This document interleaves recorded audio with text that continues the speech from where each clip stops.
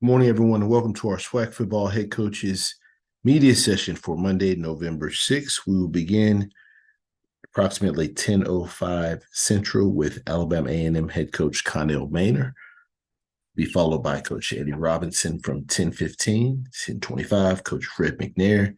At 10:25, Coach Raymond Woody. 10:35, Coach Willie Simmons will be at 10:45. Coach Hugh Jackson at 10:45. Coach Alonzo Hampton.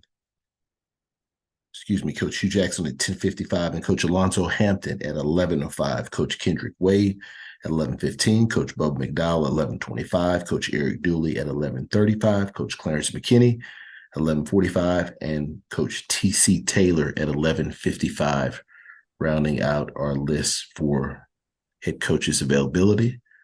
Those are all Central Standard Times. Appreciate each of our media participants that join us on the call. We'll be back momentarily. Thank you for your patience.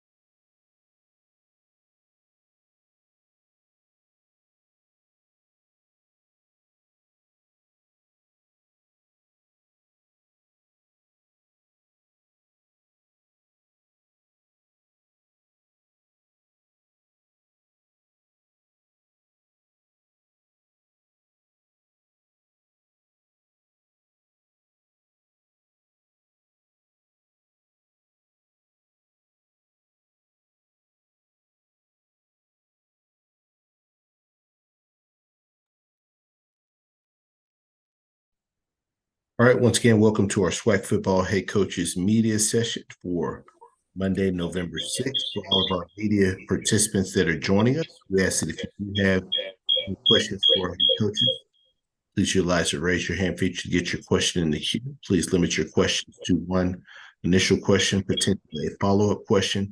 If we do have additional availability in our coaches' time slots, we will work our way back to get additional questions answered. Please wait until you're called upon prior to asking your question.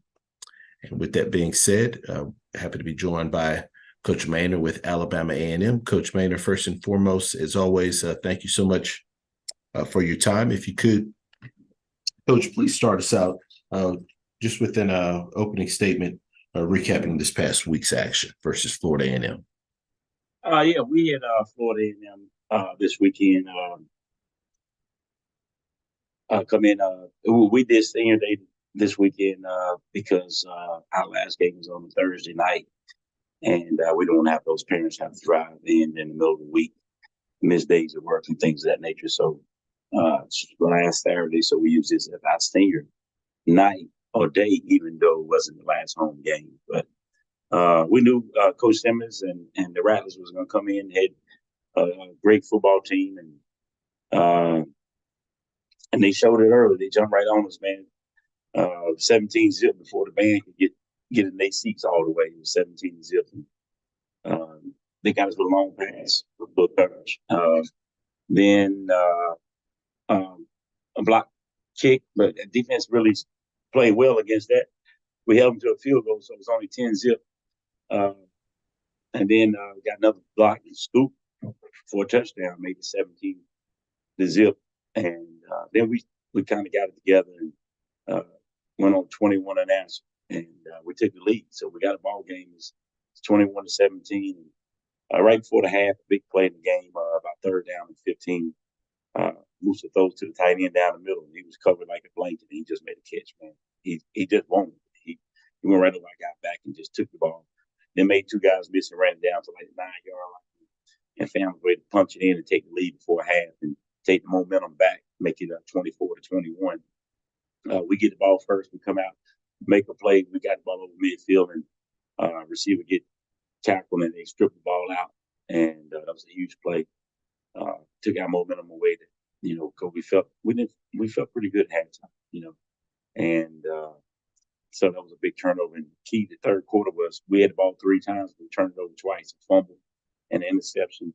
And they scored twice and made it 42 to 21. So pushed the score back out. And we came down and scored early in the fourth. Made it 42-28. Had another chance to score in the middle of the fourth quarter. We got the ball down first and goal on the 2. And Fam made the goal line stand. So we weren't able to get it in and cut it to a one-possession game with like 6-7 minutes left in the football game. And so they wound up beating us. It was a tough-out game. Take hats off to Willie as well, coach. Once we took the lead back, they never wavered. They just came right back down and scored and played like champions. So it's a good football game. Unfortunately for us, we came out on losing. Appreciate those opening comments, Coach. We'll now open the floor for questions for Coach Maynard. Once again, if you do have a question, please utilize the raise your hand feature here on Zoom to get your question in the queue for Coach. Floor is now open for questions.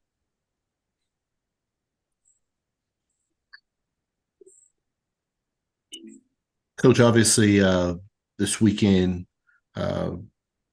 you'll travel, you'll be on the road at Bethune. If you could preview that matchup for us.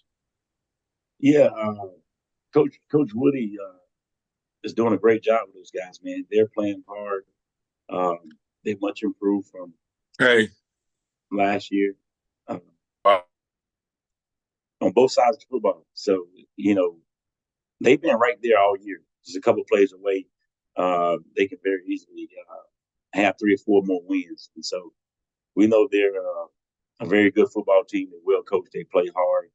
And we got to do the same thing because we go down there this weekend and they're going to be expecting to get a win. So we got to play well. We got to play better than we played this week.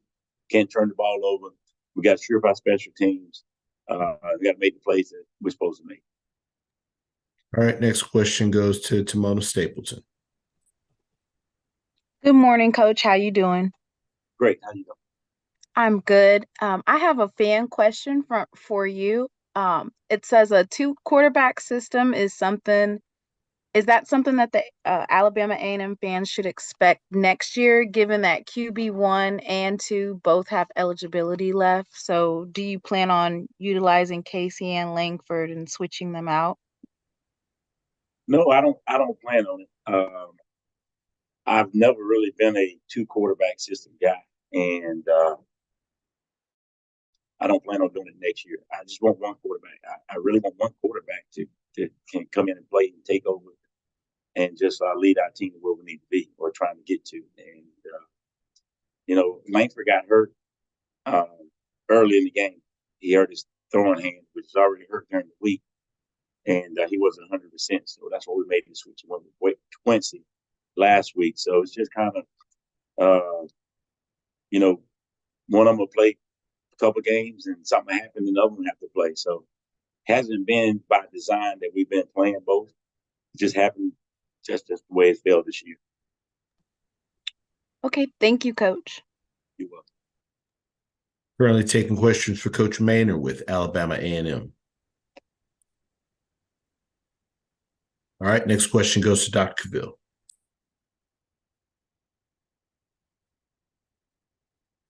You're on mute, Doc. Did my whole interview and asked the question, introduction, and it was all silent. Kenyatta Cavill, Dr. Cavill's inside the HBC Sports Lab. How you doing this morning, Coach Maynor? Doing good considering. Well, you still have a chance to have a winning season to close things out on a positive note in terms of that, which I think is always important as you're building momentum and moving forward.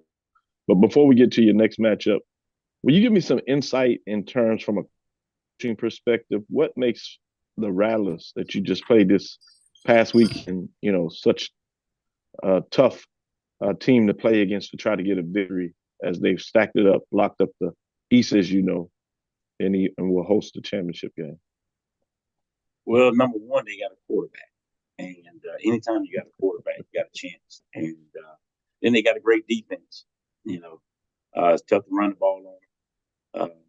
It's tough to throw the ball on them. They get pressure. They cover well.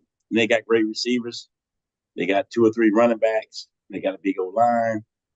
They just really, Coach Simmons has done a tremendous job, him and his coaching staff, of assembling a great football team, offensive, defensive, special teams. They really don't have a lot of weaknesses. And so you really have to be on top of your game when you play those guys. You can't make a lot of mistakes. And you got to play well in all 3 phases. If you do that, you have a chance. But they're going to keep the pressure on you. If you mess up and open up that door, they're going to step right through it. Moving forward, as you talked about, Bethune-Cookman played really well all year long, but they were able to put enough together to get a big victory for them in terms of this past weekend on Thursday night. What do you see in terms of what they're trying to do offensively that you believe your defense can be successful to stop them such that you can get the victory? Well, we got to stop the run. They play 2 quarterbacks, and so we got to be prepared for both. They don't do a whole lot different when they play those guys, but one is just a lot more athletic and mobile than the other. So we got to stop the run, try to make it one-dimensional as always, and we got a chance that we can do that. And keep them away from explosive plays. And we want to make people drive the length of the football field. When we're able to do that, we'll be able to get okay defense. Certainly. Thank you, Coach. Good luck this weekend. Thank you. Currently taking questions for Coach Maynor with Alabama A&M. Final questions for Coach. Coach, as always, we appreciate your time. Look forward to speaking to you again next week. Thank you. Thanks for having me. Yes, sir. Thank you. All right, we are a few minutes ahead of schedule for Alabama State's availability. We'll be back momentarily.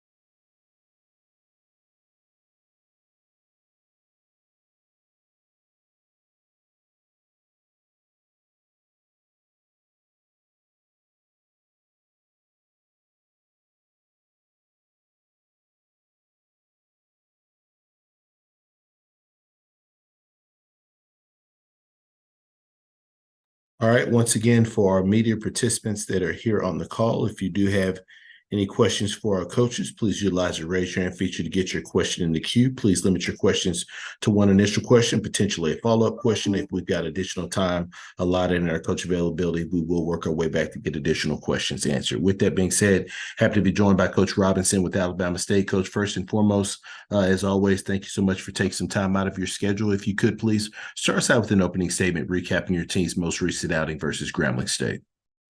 Yeah, I went down to Mobile, Alabama, played in the Port City Classic. We hadn't played in Mobile since 2009 after playing there for 35 straight years. So it was great to get down there and have a lot of alumni there. Played Grambling State.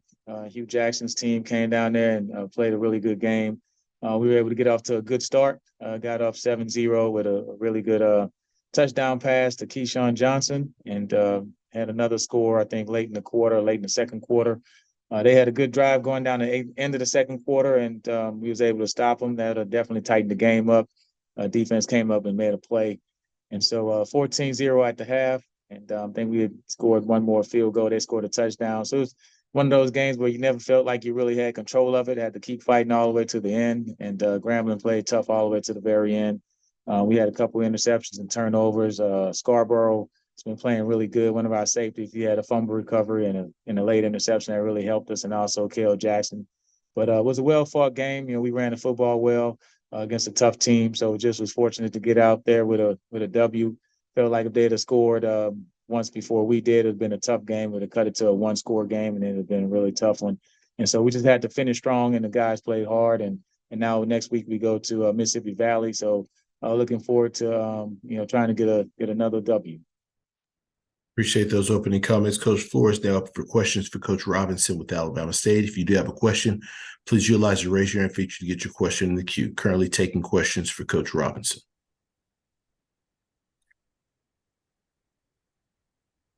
Coach, when looking at Mississippi Valley State on film, what are some of the things that stand out about their team?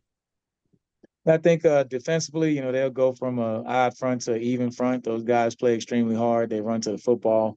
And so it's just going to be a challenge for us to match that intensity. We going down there, it's always tough. Kids have to get up emotionally. And so that's one of those things that as coaches, that's going to be our job to make sure that everybody's ready to play. You only get 11 chances to play a college football game. So every one of them is a precious opportunity. And so that's where we have to go out there and match the intensity that they're going to have when they play at home. Next question goes to Dr. Cavill. Kenyatta Cavill, Dr. Cavill's inside the HBCU Sports Lab. Good morning, Coach Roberts. Good morning. How's it going? Doing well. Really taking note of your team. Congratulations on a solid win. Particularly your defense. They're special. I'm not sure how else to really put that.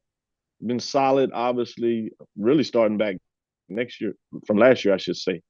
But coming in this year, you held, obviously, this particular game, Grambling, 62 yards rushing.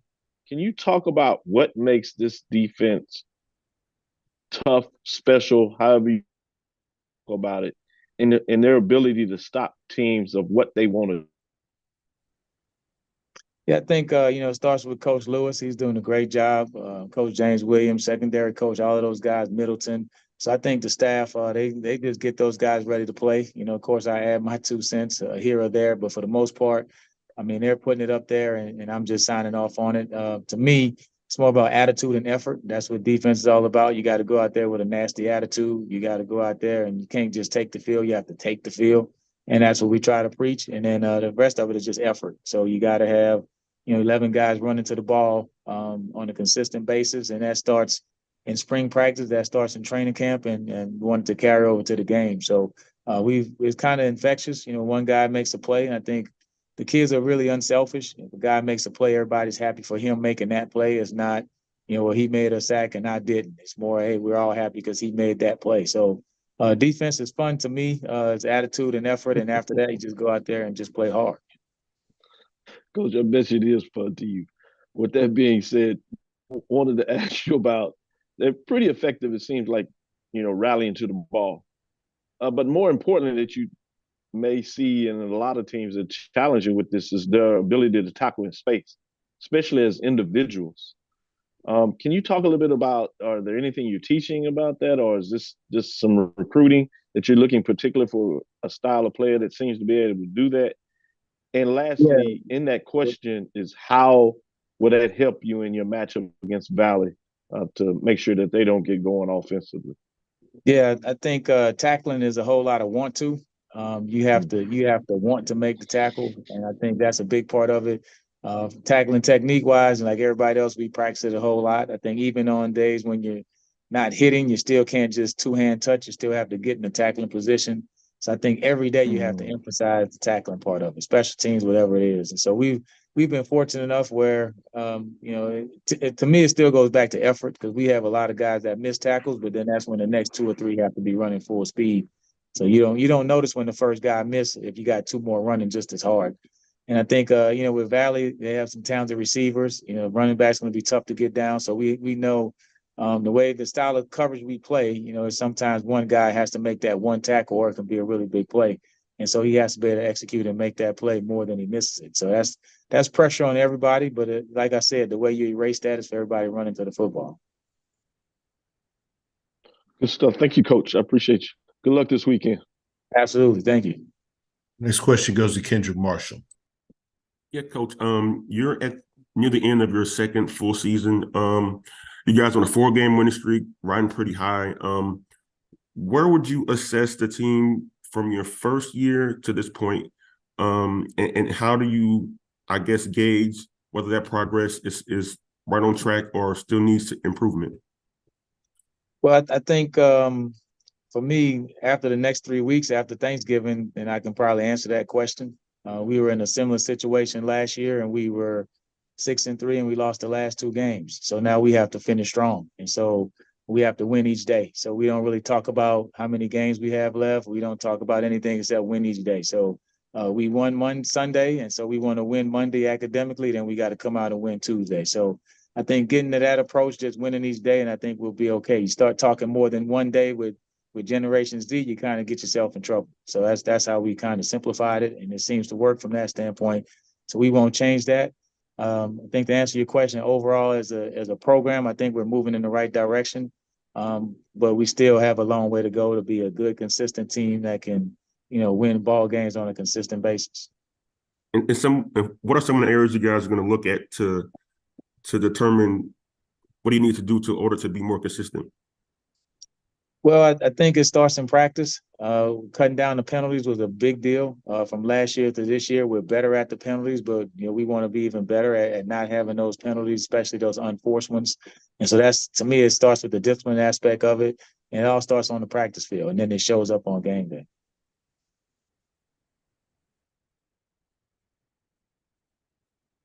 All right, last question goes to Doc Holliday. How you doing, Coach? This is Doc Holliday, HBC Overdrive. How you doing this morning? Oh, well, good morning. How's it going? I'm doing good. So you're for this season, you're at 5-3. During your winning streak, what have you told your guys? How have you motivated your guys during this current winning streak right now? Well, I mean, we just had to take a step back, and like I said earlier, we just had to focus on winning each day. I think we were talking too much about the big picture and less about we need to have a good practice on Tuesday morning. And I think then you have to go watch film on Tuesday. Then you have to go to class. Then you have to go to weights. And so we just got back to that part of it and kept it simple and didn't put too much to the kids, probably simplified what we were doing a little bit, and just let the kids go out there and play and have fun. It's still football. It's all about blocking and tackling. There's no secret sauce to it. If you block and tackle well, you probably have a good chance to win. All right, thank you, Coach. Appreciate it. All right, we got time for one more question. Ms. Stapleton, did you want to get one more question in? Yes. How you doing, Coach? Good morning. How are you? I'm good, thank you. This is She Loves the podcast, Timona Stapleton. I wanted to quickly ask you about preparing for Valley.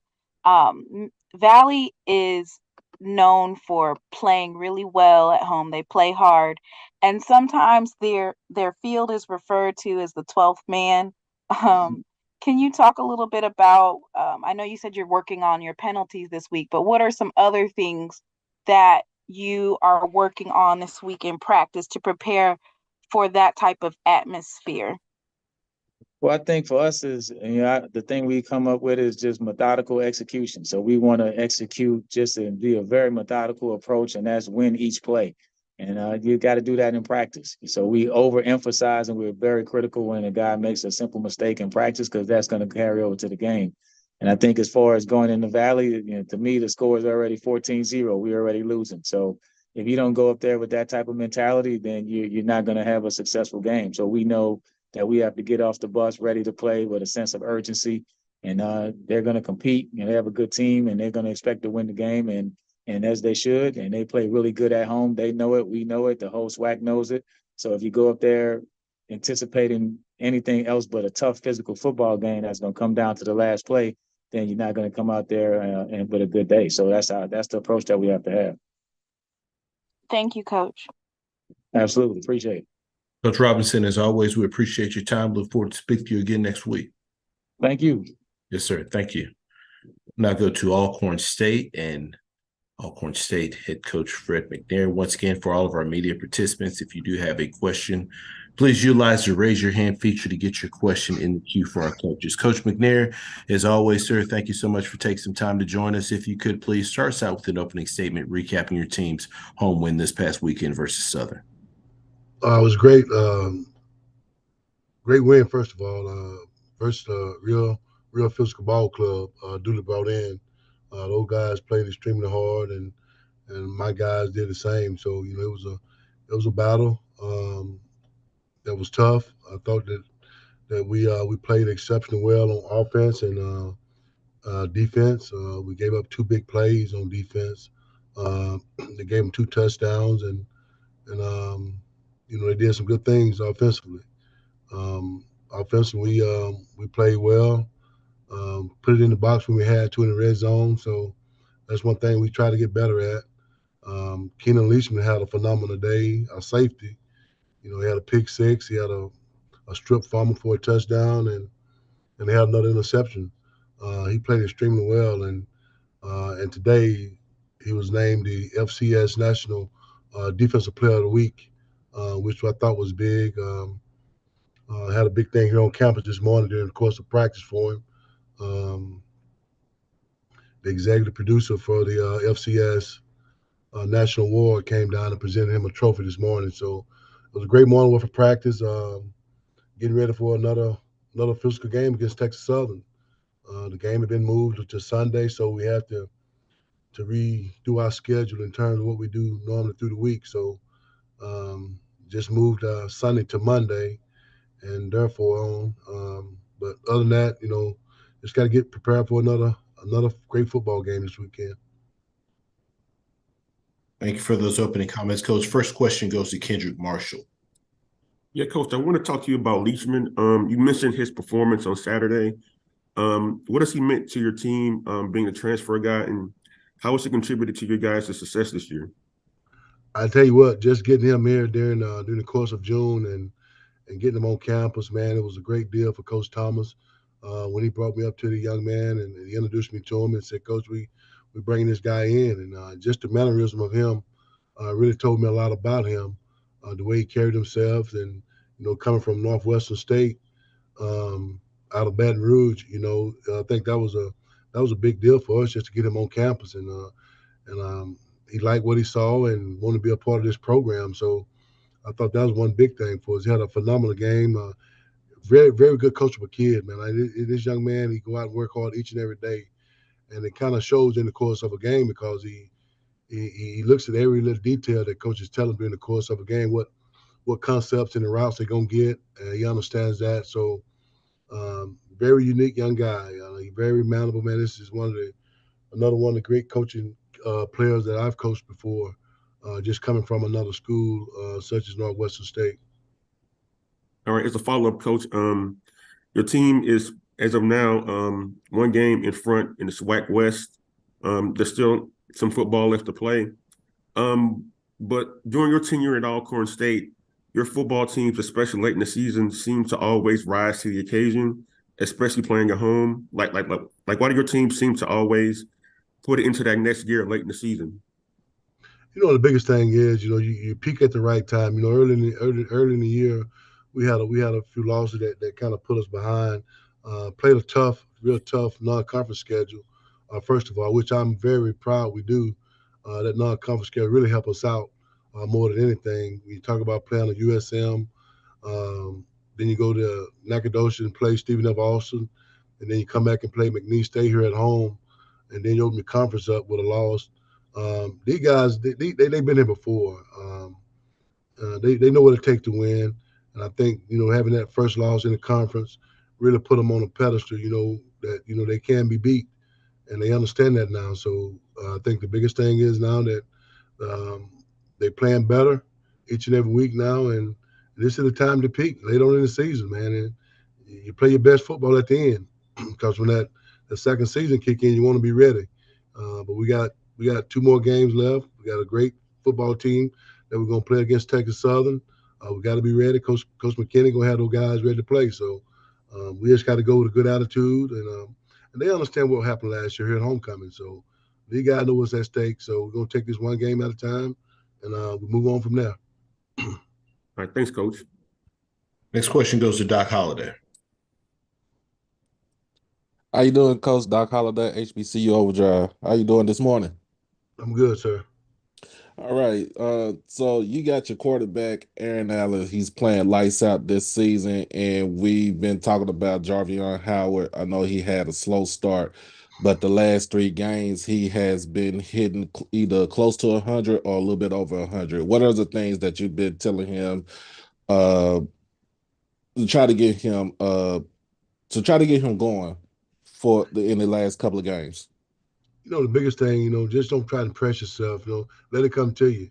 I think in the early in the season, he tried to do a little bit too much. And talking about Jarvion Howard now, in terms of his running game, you have to let it come to you. It's not every day the sun's gonna shine every day. So you have to let it come to you. He finally realized that, and he understands that what we're trying to do offensively to open up his running game for us. I think that's what we've done with Aaron Allen coming in and being with this efficiency that he's having in the passing game, it's kind of helping up the run game too. So, just being patient, the biggest thing we talked about. And I think that Aaron have done a great job of leading his offense, being patient, take what they give you, and lead his offense. So Jarvis understand that now. So, before the game last week, he said, Coach, just ready to play, but the biggest thing is these guys understand that it's going to take all of us to win this thing. So everybody got to be bought in and just pay attention to details. And as a team, I think our scout team does a real good job through the course of the week, getting both sides of the ball prepared to play on Saturday, giving us good looks for my opposition. What they're going to give us. So these guys does a real good job through the course of the week, playing fast, and that's what it's going to take from here on out. For the next game we got, just got to continue to play that way. All right, thank you, Coach. Next question goes to Dr. Cavill. Dr. Wills, inside the HBC Sports Lab. Good morning, Coach. Good morning. Talk a little bit for me in regards to working towards something from, the year before in a lot of ways and continue to build. And as you march through the season, things start to gel and come together. What is the feeling as a coach when you see all that starting to come together as you want to close the season out and start to make a run at a potential championship?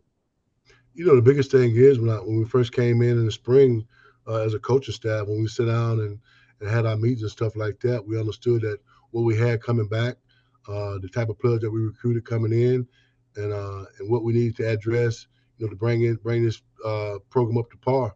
And I thought that we did a great job in offseason getting the guys that we needed to come in and help the older guys out in terms of recruiting. I think the biggest thing is that these guys understood that, for the past 2 years, we've been kind of down and it's time to pick it up a little bit. We talked about where we want to be at the end, from the beginning, from the start to the end. So we're getting to the end of it now, and And I think the guys understand, it's going to take a lot of effort in terms of what we got to do to get to where we need to go. Our ultimate goal is, and so they understand that now. So we talk about it all the time as coaches, making sure they understand. It's one game at a time, from here on out. This week is another playoff game for us against Texas Southern, so we got to win. These guys understand that. They had a great practice this morning. The guys feel pretty good about themselves, so we just got to continue to keep our thumbs on them and make sure they're doing the right thing to make this thing work.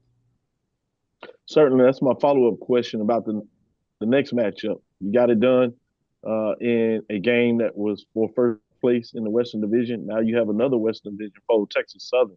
And obviously they're just 1-5 in the division, but I'm sure that from game tape and following things week to week to some degree, you've seen their ability to play in a lot of these games. They just hadn't turned into wins. As you see them, what do you see them doing pretty effectively that you want to find a way to slow them down or stop them from a defensive perspective?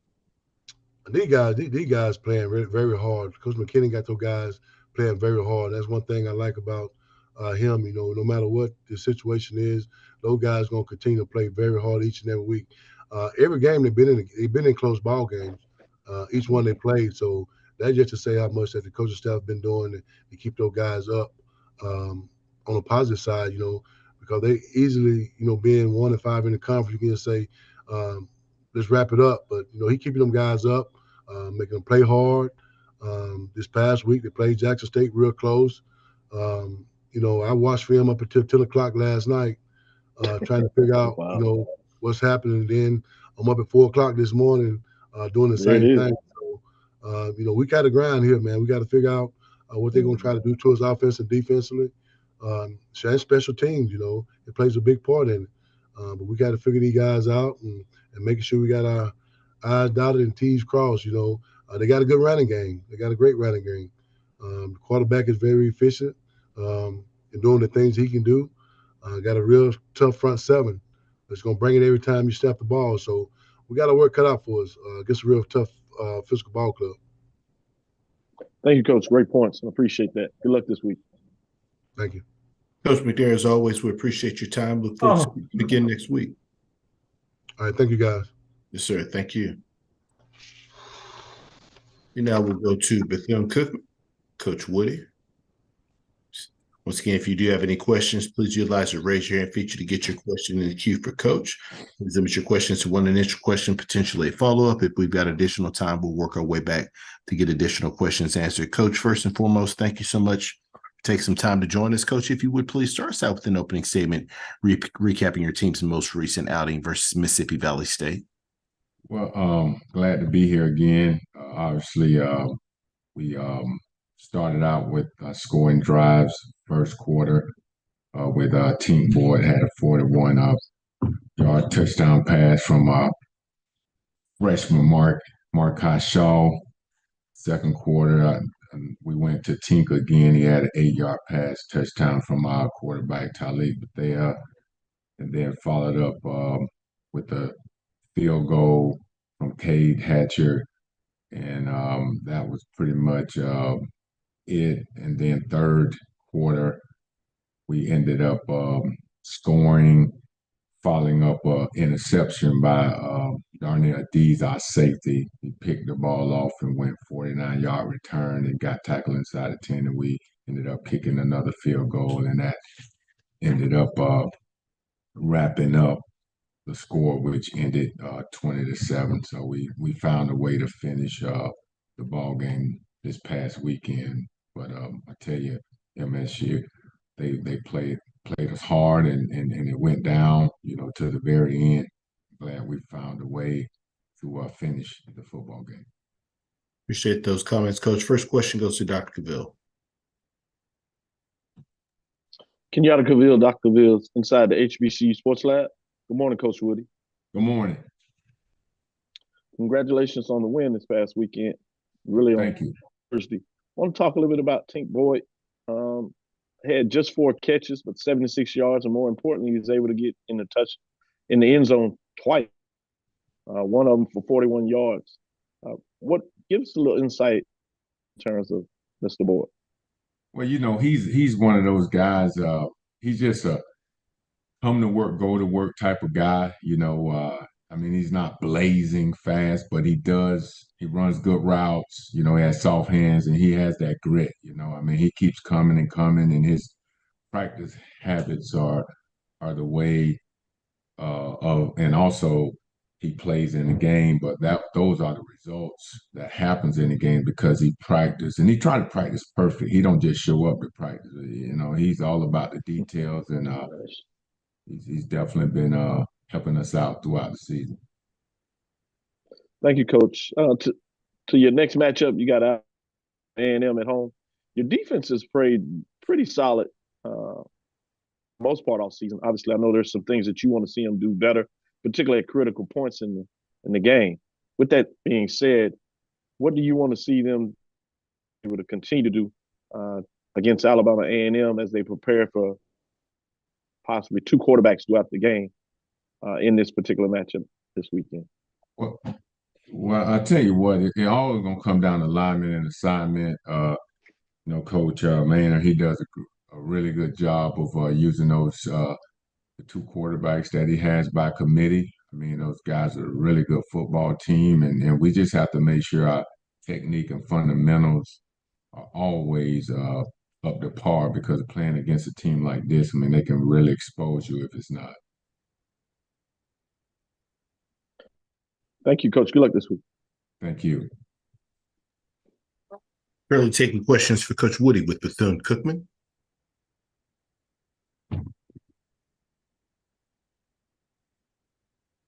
Any final questions for Coach? Best player, best guy I've ever coached. Best. Any final questions for Coach Woody with Bethune-Cookman? All right, we'll take a question from Jay Keith. Hey, Coach, congratulations on the win, JT Keith USA today. Hey, what did that win mean to you guys in your program? Second win of the season for you.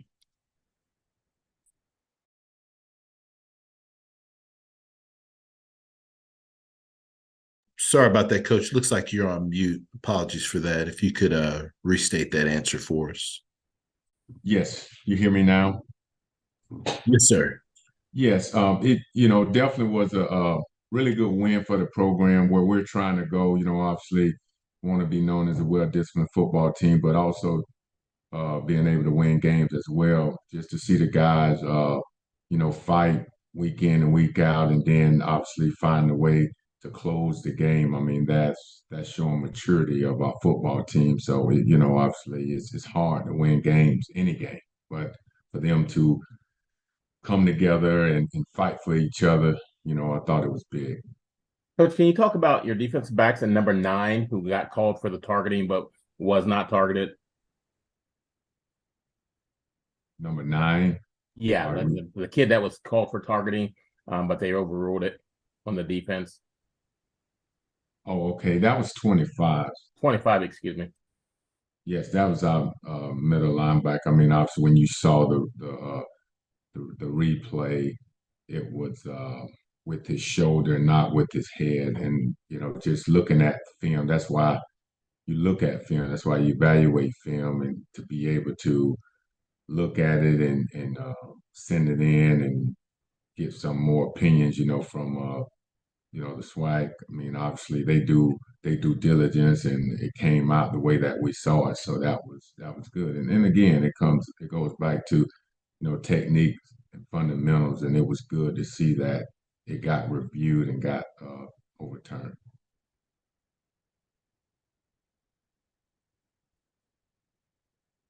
Any final questions for Coach Woody with Bethune-Cookman? Coach, as always, we appreciate your time. Look forward to speaking to you again next week. Thank you. Yes, sir. Thank you. Thank you. We'll now go to Florida A&M. Head Coach Willie Simmons. Once again, if you do have any questions for Coach, please utilize the raise your hand feature to get your question in the queue. Please limit your questions to one initial question, potentially a follow-up question. If we do have additional time allotted in our coach's availability, we will work our way back to get additional questions answered. With that being said, Coach Simmons, first and foremost, thank you so much for take some time out of your schedule to join us. Coach, if you could please start us out with an opening statement recapping your team's most recent outing at Alabama A&M.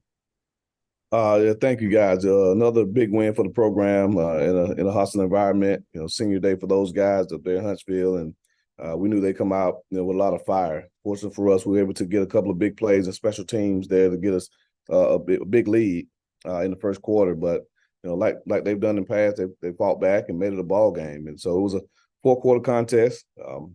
Traded punches back and forth. In the end, our guys did enough to win, and excited to bring home another win to solidify the ability to host the SWAC championship, which was a huge goal of ours. And we're excited about where this team is. Got a Lincoln team coming in this week that's winless, lower level team. But again, we can't go to sleep on them.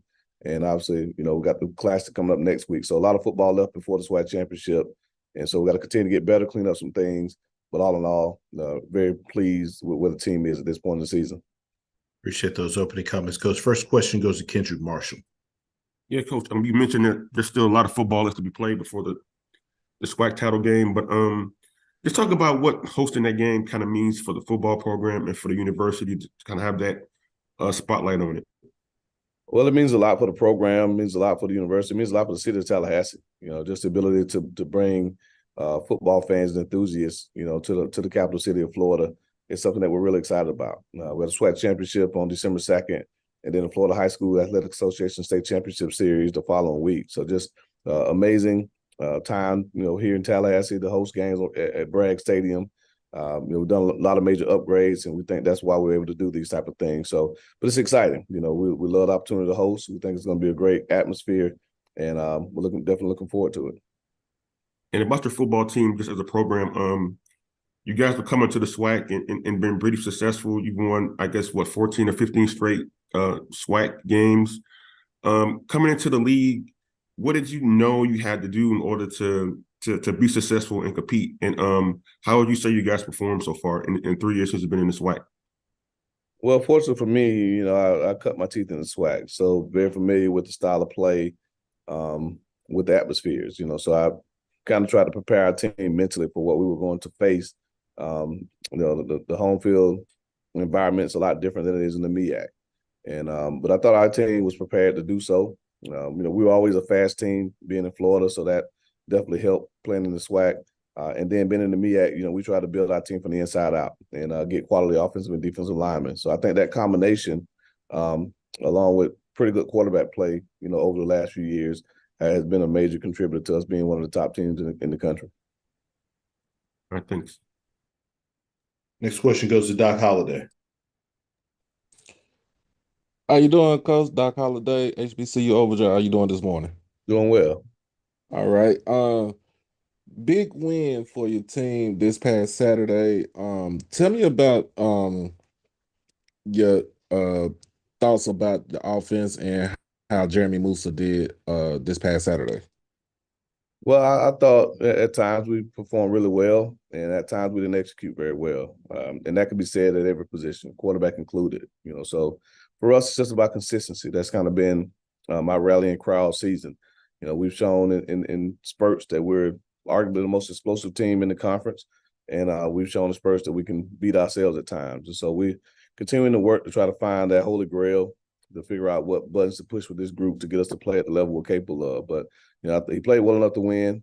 But like everyone else on offense, definitely left some opportunities out there. That we need to improve upon if we're going to be the championship team that we're aspiring to be. And for my follow-up question, I know we talked last time about the slow starts in the first half and then turn it on in the second half. This is the second game that y'all played where you played pretty much a complete game from start to finish. What did you tell your guys this for the last 2 weeks and how they played matched up on the field? Well, we talk about 60 minutes, every week. Obviously, fast is one of our words in our program, and finishes is also. So you want to start fast, and you want to be able to finish. And so just continuing to emphasize those little things, coming out of the gate, having energy. The last couple of road games before this one, we came out flat. The atmospheres weren't amazing. So we had to kind of bring our own energy. But I thought the last 2 weekends, the guys did a really good job of bringing our own energy and starting the game fast. And then once we were able, to get rolling, we were able to sustain it and finish. So the sign of a good football team is that they can do both, and we want to continue to do so because obviously the schedule doesn't get any lighter. Looking at a SWAC championship coming up, Florida Classic coming up first in 2 weeks, SWAC championship in in a month, and then obviously you take care of business. You're playing the Celebration Bowl, so we got to be able to do that in those games because again the competition is not going to get any lighter. All right, Coach. Appreciate you for your time. Thank you. Question goes to Brandon King. All right. Good morning, Coach. How you doing? I'm doing well, Brandon. How are you? Pretty good. Pretty good. Actually, you can see me this time. I got my lighting situation together there. So they gave me a little money to get some lighting, so I'm happy about that. But wanted to ask you about your offense obviously gets a lot of the attention and things of that nature. But wanted to ask you about the play of your defense and your special teams, particularly over the past couple ball games. Defensively speaking, your unit's got 9 sacks, 4 interceptions.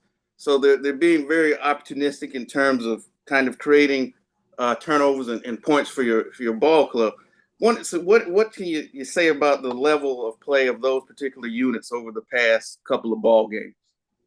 Well, defensively, we played at a high level all year. We're top 10 statistically, nationally in a lot of categories. We're leading the nation in tackles for loss, top 10 in sacks, third down conversion percentage, rush defense. All those key metrics, red zone defense. And so those guys have played at a high level all season. Special teams, we really challenged the guys to be elite. We've had moments where we've been really good.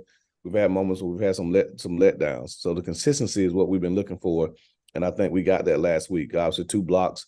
The first, two opportunities was huge for us. One gave us a short field, and one led to a touchdown. So again, when you can have those type of game-changing plays from your special teams, it really, really goes a long way. They had a couple of fakes there, and we stopped. And those don't get talked about like blocks, but they're turnovers as well. So just the ability to create turnovers, to create short field positions for the offense, I think was critical in our game on Saturday. And then again, offensively, just being able to get out to the quarterback, being able to live in the backfield makes it very difficult for them to sustain drives when you're going from 1st and 10 to 2nd and 12, 2nd and 13. So again, it starts up front with our D-line play, and those guys have played at a really high level. But like I said, we got to continue to do so because the competition coming up will call for that. And so hopefully those guys, don't get complacent and that we continue to aspire for greatness on that side of the ball. Right. Well, thank you, Coach, and continued luck as the season moves forward. Thank you. All right. We'll take a question from Dr. Cavill. Kenyatta Cavill. Dr. Cavill's inside the HBCU Sports Lab. Good morning, Coach Sims. Good morning, Doc. Man, I see you very focused there. I wanted to ask you, I wanted to continue on the defensive frame, but I wanted to be a little more focused in terms of this particular matchup. Defense was able to hold Alabama A&M to a total of 58 yards. Don Eaglin to 61 yards. But you've been able to do this pretty consistently all season long against some really strong backs that have had big breakout games in other contests to get some ideas of the talent that we've had in the league in regards to running back. What particularly makes this team that effective against the run? Well, once it's our commitment to it. Every week my pregame message to the team really doesn't change. We try to get creative in how we spin the message, but the mandate's still the same. And defensively, it's real simple: stop the run. Stop the run, and I tell them make them snap it again, which means eliminate big plays. And so to stop the run, it obviously starts with D-line play. Defensive line being disruptive, getting penetration, and then it means our linebackers and safeties and nickels, being involved in the run fit. So to be a good run stopping defense, you got to be gap sound and play responsibly. And our guys have done a really good job with that. But it starts with our mentality. We want to make sure that we can make you one-dimensional. We've given up some passing yards over the last few weeks, but if that's all we're giving up, we're going to be pretty good. It's when you give up rushing yards and passing yards where you find yourself in trouble. So just the overall commitment to stopping the run that we've committed ourselves to as a staff, as a team, I think that's where it starts. But having a deep and talented defensive line definitely doesn't hurt. Certainly. Let's follow up on that. In a particular matchup, do you have a focus point on, like, we need to stop this team, not just rushing, but we need to limit them to this amount of yards, either a player or a group of them, to be effective? Do you do any details like that? Well, I don't personally. Obviously, our defensive staff has goals. Our team has goals. And so one of the goals, obviously, every week is to hold the other team under 100 yards rushing. And definitely want to hold a single player to 100 yards. And I think we want to only giving that up maybe twice in the last 2 seasons, that a player has had over 100 yards rushing. But as a team, we typically have a goal to hold the opposing team under 100 yards rushing. And right now, I think we're averaging somewhere around giving up around 80 to 90 yards a game. So, again, I think that's top 6 or 5 in the nation in rush defense. But every week, the goal is to hold the other team to under 100 yards rushing. Thank you, Coach. Look forward to being in Tallahassee in December. Coach Simmons, as always, we appreciate your time. Look forward to speaking to you again next week. Thank you, guys. Have a great week. Thank you. Next up, we go to Grambling State and Coach Jackson. Once again, if you do have questions for our coaches, please utilize the raise your hand feature to get your question in the queue. Please limit your questions to one initial question, potentially a follow-up. If we've got additional time allotted, we'll work our way back to get additional questions answered. With that being said, so happy to be joined by Coach Jackson. Coach Jackson, first and foremost, thank you so much, sir, for taking some time out of your schedule to join us. If you could, please start us off with an opening statement, recapping your team's most recent outing versus Alabama State. We were very disappointed in the loss to Alabama State. We didn't play as well as we could. We're going to regroup and get ready for UAPB. Appreciate those opening comments, Coach. First question goes to Dr. Cavill. Kenyatta Cavill, Dr. Cavill's inside the HBCU Sports Lab. Good morning, Coach Jackson. Good morning. You talked about not being as effective, disappointing in that matchup. I wanted to ask you from that perspective, Alabama State's Hornets, their defense, what makes them really effective, and particularly how effective they were in this game? Yeah, no, I think they play really good assignment defense, and the guys understand their scheme. They play together, and again, they know what they're doing. They do a good job. You have the Friday game. It's not a Thursday. Is that any more unique from that perspective as you go to Pine Bluff, and what do you want to do against them as you're moving your team forward to getting back on the winning track? No, absolutely. That's different because that's one more day you don't get to prepare. So we got to speed so we got to get a day ahead, as you know. And I'm kind of glad that we do play on a Friday. We got to get this taste out of our mouth. So, but again, they're a scrappy team, and they're going to play hard as well. No doubt. Thanks, Coach Jackson. Look forward to the matchup. Sure.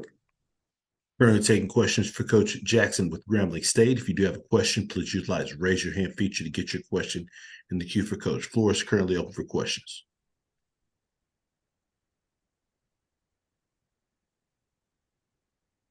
Have any additional questions for Coach? Our next question goes to Tanner Spearman. Good morning, Coach. Tanner Spearman with the Pine Bluff Commercial. I just wanted to ask you, first, you're going on to play a UAPB first-year head coach in Alonzo Hampton. What's kind of been your first impressions of what he's been able to do as a first-year head coach? No, I think he's done a good job. He's got those guys competing extremely hard. I think their schemes are fantastic. I mean, like they know what they're doing as well. And I think he got that program headed in the right direction. Thank you, Coach. Do we have any additional questions for Coach? Coach Jackson, as always, all right. I'm sorry, Coach, we do have one more question. The question goes to Kendrick Marshall. Yeah, Coach, you talked about how disappointing it was to lose on Saturday. I know the regular season is over, but it's going to be an uphill battle for you guys to try to get back in the SWAC West race. Despite the fact you guys have won more games this year than last year, it seems like you're kind of not satisfied that there's been a little bit of drop-off here late in the season. Could you explain why that is and how can your team be more consistent? Bottom line, we got to play better. We got to play better, coach better, all of that. So, yeah, it is disappointing. We don't want to be the team one game better than a year ago. It really means nothing to us. We're excited to have more wins, but at the same time, we want to be in the race. That's where we expect to be, and we're not doing that. So we got some work to do, and we get it. But we're not going to be satisfied with just showing in the standings we want to win the West. A quick follow-up. Do you feel like taking a little bit of a step back from the start you had from the season? Well, obviously, we've been slowed down a little bit. So I think as our defense has gotten better, we're not scoring as many points as we had. So we gotta kick it back up again. So again, it's just that's the ebb and flow of a football season. Guys got to stay locked in, as you know, and we got to go finish every game we play. All right, thanks. Question goes to Mona Stapleton. How you doing this morning, Coach? Good. That's good. This is She Loves the Podcast, Timona Stapleton. And my question is, you still have really two important games that are left on your season, and they're both in the West. Mhm. How do you get over the hump in the locker room with your student athletes, letting them know that finishing strong, especially in the West, how important it is. Also, you have the chance to make sure that Southern shut out by beating them. Oh, absolutely. That's all we talk about. We started that process immediately, and we'll do it every day until the season's over. So we understand UAPB is on our side, and so is Southern. So we got two really big games coming up, and we want to do everything we can to win both of them. Thank you, Coach. Thank you. We're taking questions for Coach Jackson with Grambling State. Final questions for Coach. All right, next question goes to Jay Keith.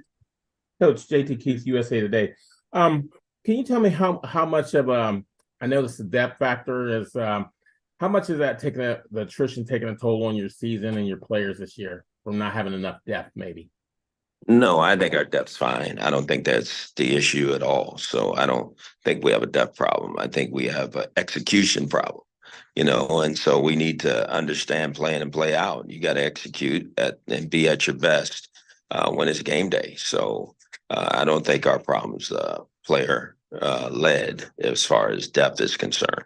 I think we just got to go do the job that we need to do and play as hard as well as we can. And Coach, where do you think you guys are at compared to last year, your first year, and to your second year at this time of the season?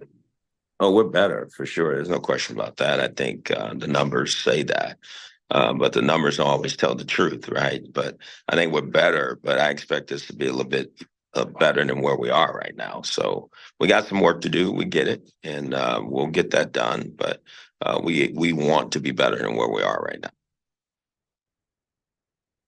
And Coach, one last thing for me. Did you realize it was going to take as long as it has for you to turn this around when you first took the job? I know it's going to take some time because recruiting is the lifeblood of any program. You got to go build those relationships. But I'm not going to say I knew it was going to take this long or it was going to be faster. I think every situation is different. You got to go in it with that thought process. And so whether it's making sure you have the right coaches, making sure you have the right recruiting the right players, I think all of that goes into that pot to get it done. Thank you, Coach. Thank you. Got time for one more question for Coach. All right. As always, Coach Jackson, we appreciate your time. Look forward to speaking to you again next week. Thank you. Yes, sir. Thank you. Bye-bye. We'll now go to Arkansas Pine Bluff here momentarily. I do believe that we have Coach. Actually, once again, if you do have any questions for Coach, please utilize the raise your hand feature to get your question in the queue. Please limit your questions to one initial question, potentially a follow-up question. If we've got additional time allotted, we'll work our way back to get additional questions answered. With that being said, happy to be joined by Coach Hampton. Coach, first and foremost, thank you so much for taking some time out of your schedule to join us. Coach, if you would please start us out with an opening statement recapping your team's most recent outing at Prairie View A&M. Yeah, obviously we didn't play as well as we needed to get the win. Prairie View was a great homecoming crowd. And so they came out with a 24-point victory. We got down early in the game, 24-0.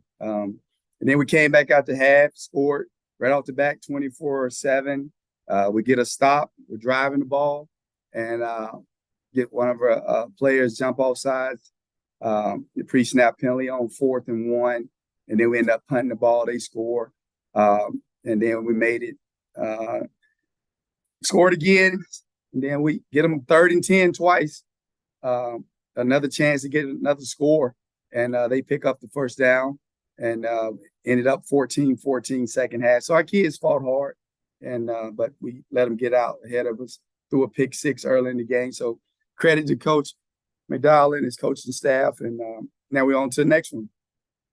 Appreciate those opening comments, Coach. First question goes to Dr. Cavill. Kenyatta Cavill, Dr. Cavill's inside the HBCU Sports Lab. Good morning, Coach Ham. Morning, sir. Good. Thank you for that. Wanted to ask you a little more about that game before we move to the next matchup, as you alluded to. What were your thoughts in terms of Trayvon Connolly, how he was able to get some things done in that matchup? Well, obviously, we knew that the kid could run the football. He's fleet of foot, and then you knew they had some. I'll say this: I think they got some of the best receivers in this conference. I mean, and I think Jaquan Bloomfield didn't even play. I coached him at University of Louisiana Monroe. Kobe Cavill, number 4, the slot receiver. I coached him at the University of Louisiana Monroe. And Keyshawn Johnson, the starting linebacker, I coached him at the University of Louisiana Monroe. So we knew they had a good football team. Knew offensively they were good. And I think they've had a lot of self-inflicted wounds, but they're a good football team.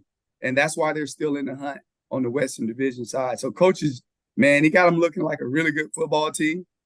So we knew the quarterback was good. We needed to be able to stop the run. And a lot of times we had guys in position. They couldn't make the play.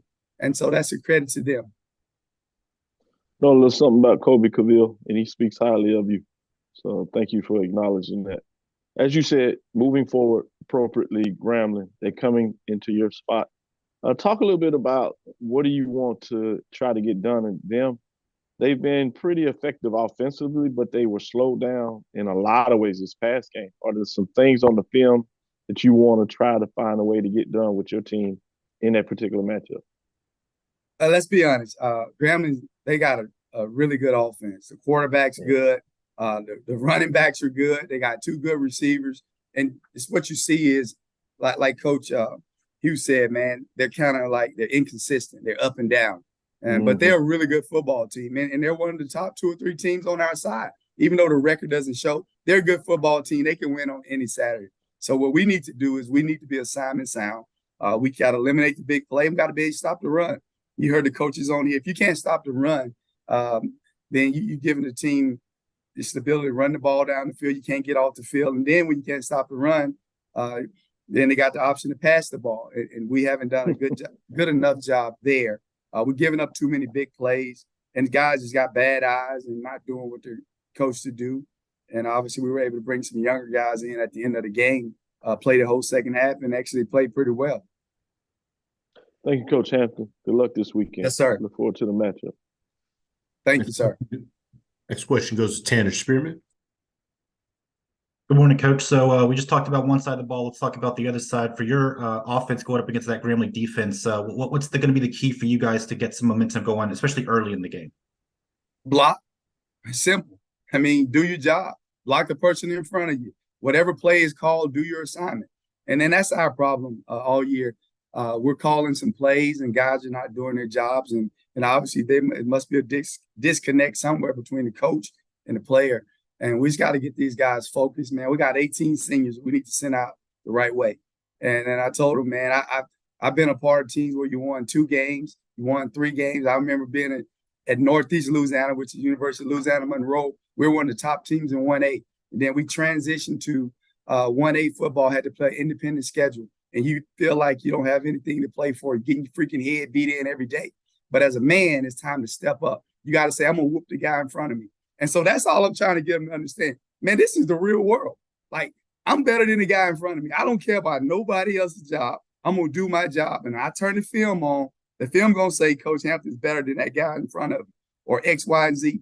And so we just got to continue to get more guys to have that mindset. And if we do that, we're going to give ourselves a chance to win.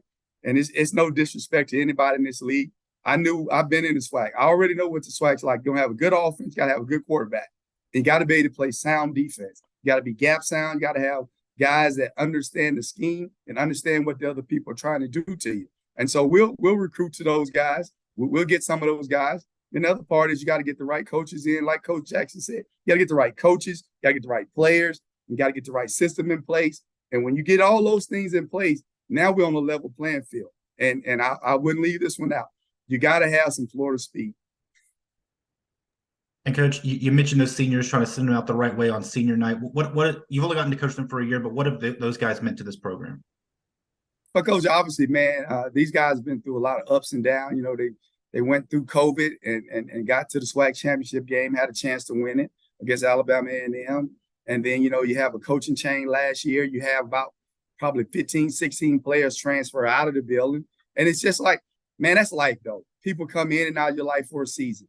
And so what I'm telling them is this, man, it doesn't matter what anybody says, okay? You guys have had a tremendous career. You're going to have a chance to walk across the stage, get a degree in hand, be able to go back to your hometown or stay in this city, and you're going to be able to make a life for yourself. You're going to go get married one day.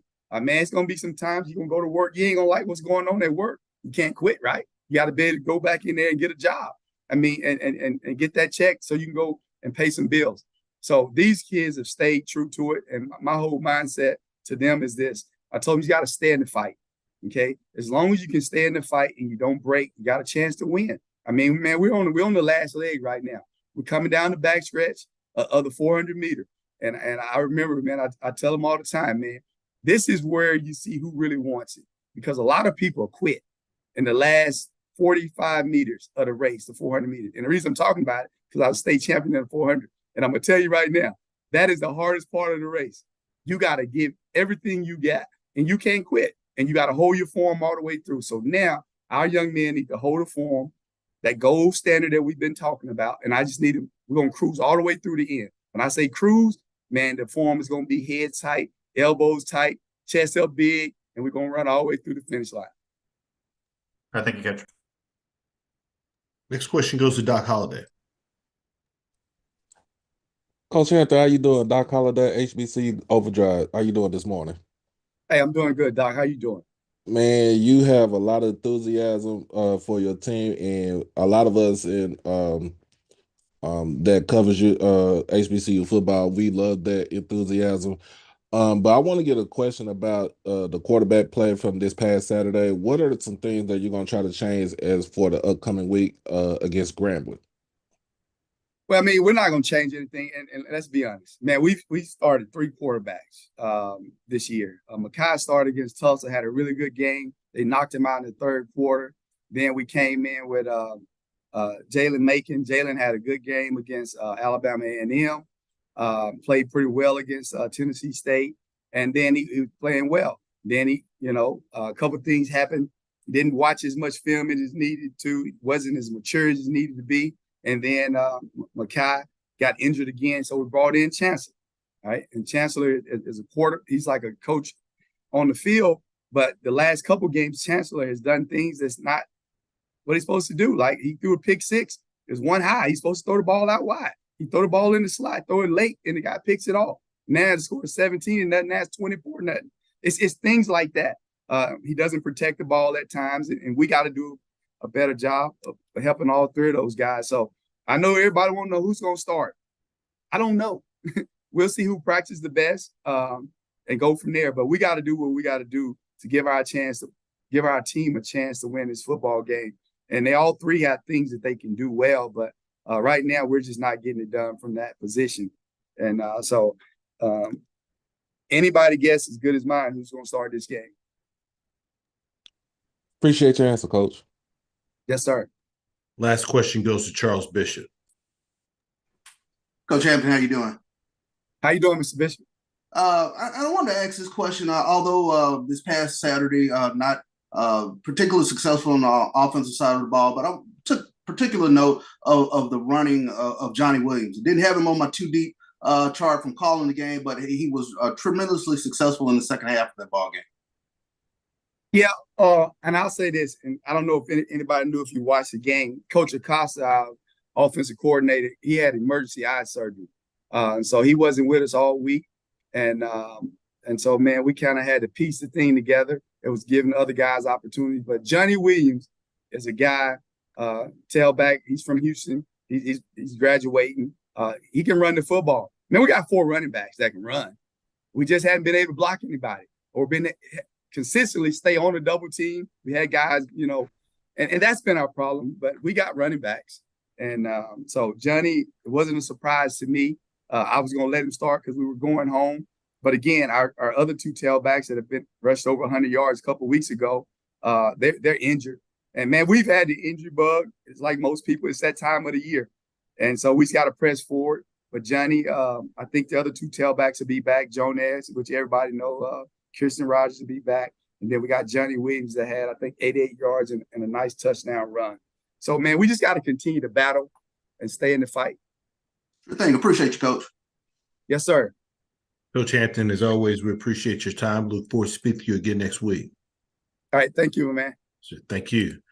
Next, we'll go to Mississippi Valley State and head coach Wade. Once again, if you have questions, please utilize the raise your hand feature to get your question in the queue for our coaches. With that being said, Coach Wade, thank you so much for taking some time out of your schedule to join us. If you could, please start us out with an opening statement recapping your team's most recent outing versus Bethune-Cookman. Yes, sir. First of all, good morning to everybody. Went down to Daytona Beach. Tough game. We put ourselves in a 17-0 hole. So it was kind of uphill battle from there. Going into that game, we knew it was 2 evenly matched teams. And they caught us early with a trick play. And we kind of expected those things to happen. We took the bait. We fought back. We missed out on some opportunities to get this thing to a 1-possession game in the fourth quarter. But all in all, kids kept playing hard, and congrats to Coach Woody and his staff. They wanted it more. This game boiled down to who was going to be the most desperate team, and they just was a little bit more desperate when we did. Coaches wanted it more, players wanted it more, and they got it. Our next opponent will be Alabama State. They're rolling in on a 4-game win streak, one of the hottest teams in the SWAC. So we're looking forward to that matchup. Appreciate those opening comments, Coach. First question goes to Dr. Cavill. Kenyatta Cavill, Dr. Cavill's inside the HBCU Sports Lab. Good morning, Coach Wade. Dr. Cavill, good morning. Good, appreciate you. Watched that game on Thursday, and you were able to do some things pretty effectively, particularly in the passing game. As you know, 296 yards.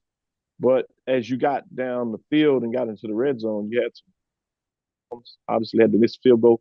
Talk a little bit about the challenge of being able to rise to the occasion in terms of offensively being able to get some things done, but not being able to seal it with some points, particularly in a lot of cases being able to get in the end zone. Yeah, man. As I think about it, one drive in particular in the fourth quarter, just miscommunication. It was on coaches. It wasn't the players. We wasn't able to get the right play called in for the guys to go out there and be successful. So part of it is just I take that one. I take that one wholeheartedly because the guys did what we asked them to do. And like I said, our job is to put them in the best situation, go out and be successful. And, I think we failed on that a couple of times. So again, we had some breakdowns with communication as far as our headsets for whatever reason, some stuff happened. And, but that being said, man, we just got to continue to just do our job at a high level. I think sometimes, in a game, we start thinking about the moment opposed to just doing our job consistently. Winning teams just do what they do. And teams, who's struggling and learning how to win, those winning the championship moments, we kind of go outside the framework of what's expected. And, usually it's to our detriment. Follow-up question on that area, and appreciate that frankness. As you're building the team and you talk about building that culture, are there things you can do coaching at it in regards to making sure that you go through that process so you get to the point where you just do what you do and do it well versus pushing forward and seeking for some things in terms of creating that culture overall? Doc, you know the answer before you asked it. You got to go through an experience. You have to go through. We can talk and preach it all day, but you have to go through these moments, and you have to be able to point at moments like this, and you grow from it. And I think that's the biggest thing. You got to go through it. Like there's no skipping a step when it comes to building a championship, a winning program. And there's no greater teacher than just experience. So we've had a lot of moments where we falter, and we've been able to use those moments that's going to help us moving forward. Coach, I agree with you. I know, and I try to say it out there, but it seems to come better received when it comes from you, Coach. Yes, sir. Coaches. Thank you. Thank you, Doc. Next question goes to Doc Holliday. How you doing, Coach Wade? Doc Holliday, HBCU Overdrive. How you doing this morning? I'm good. How you doing? I'm doing good, man. Tell me about your freshman QB, Jaden Sisk. I've had a chance to watch him, being that I am from Dallas and he's from Dallas. I had a chance to watch him when he was in high school at WT White. Tell me some things about him that you saw in the game on Thursday that you saw anything that was good, and what was some of the things he needs to improve on? First and foremost, he's a really good player. That's why we got him here. He throws the ball around. He can make every throw. He's a very cerebral kid. Coming from Texas, he know ball, so he understands the structure of a defense, and he know where to go with the ball. And he did a good job of placing the ball where he needs to. The moment is never too big for the kid. I like how he's handled everything. Tajarian Williams, another true freshman who's been in front of him. He never pouted. He never complained. He just sat there and he waited his turn. And when he got that opportunity, he went out there and he played at a high level, threw for almost 200 yards. And he put himself in a position to, battle for this quarterback spot moving forward for this week. Just improvement. Just arm strength will be the biggest thing that we're going to focus on in the offseason. He throws the ball with great touch, but sometimes you got to be able to put a little zip on it, and that's something we're going to have to improve this offseason. And my follow-up question, as far as for the defense, what are some things that you're looking to improve on for the game for this coming up week? Discipline, just eyes being where they're supposed to be, doing your 111, doing what you're a coach to do, not trying to play hero ball, just do what you're supposed to do. It's pretty simple. All right. Thank you, Coach. Appreciate it. Yes, sir. Thank you. Next question goes to Kendrick Marshall. We got the first name. We got the same first name, so I understand why you made the mistake. It's all right. Appreciate it. Yeah, Coach. You mentioned last week how the travel situation of going down to Tallahassee could have an impact on the game if you got to handle it correctly. Did you notice any effect from that during the game? Oh, no, sir. Absolutely nothing, man. We were ready. We was fresh. The guys was motivated. They were fired up. It's just a matter of just execution. So nothing to do with the trip. Everything went well. And, like I said, they just wanted a little bit more than we did. Okay. And going back to your previous answer about like building a culture, you said your program has to go through a lot of kind of rough times to get to where they need to be. But your program in particular, they've gone through a lot of rough times over the years. And I'm pretty sure like a lot of players are kind of like used to be quite frank, losing. How do you get to the point where the guys aren't thinking during the game where they may be behind, like, oh, here we go again? Like, how do you kind of like overcome that in that way of a program that's been down for so long? Yeah, man. Again, that's the challenge. We just got to keep preaching, doing winning things on and off the field to the point where it becomes second nature. And like I said, it takes time and just previous staffs, I don't know, how they did it when things got tough. But for us, we walk in every day with the same enthusiasm, with the same approach. The message hadn't changed since day one. So just being consistent with who we are as far as coaches, and because they're looking. I think, when you take over a program like this, kids are looking. They're looking for that one opportunity where you're not standing on what you said you was going to stand on. And that just gives them the green light to kind of do the same. So for us, it's just kind of staying true to who we are, staying true to form, and just being consistent with who we are as far as the standards, and also keeping everything in perspective.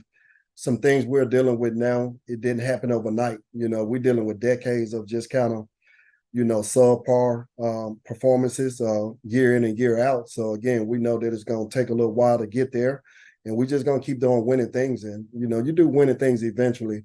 Winning will find a way to get to you. So that's our approach for this year and moving forward.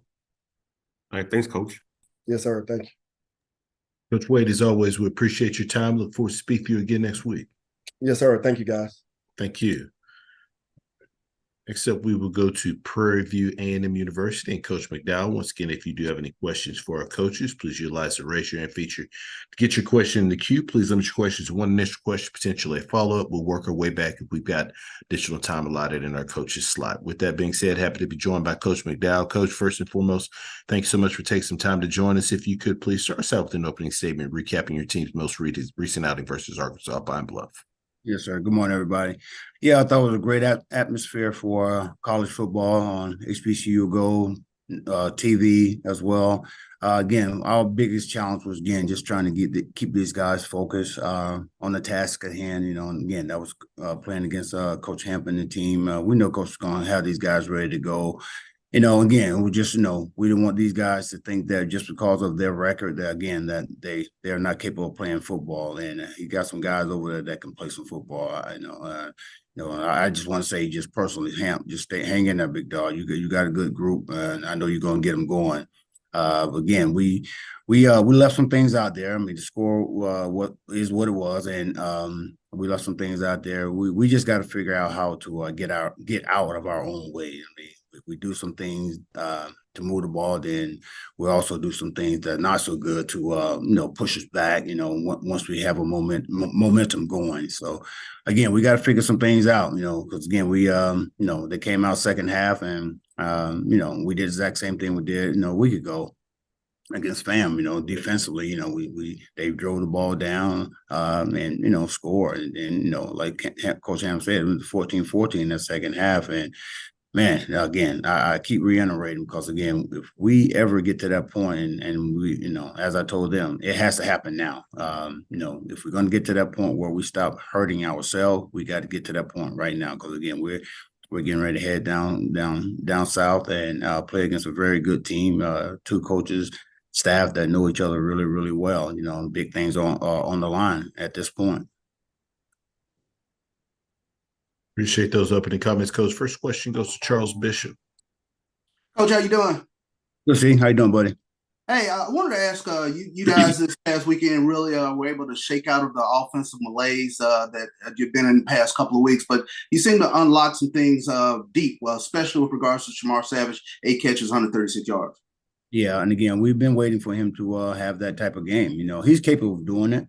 And as I said, as well as, other guys on the team as well. But again, we just got to be able to, again, just get out of our own way, learn what we're supposed to do, be where we're supposed to be, according to what the offense, wants you to be at, or where you need to be at, and what the offense wants you to do. And again, like I said, we gotta again, just, do the things that we are taught to do, and that you're taught to do, should I say.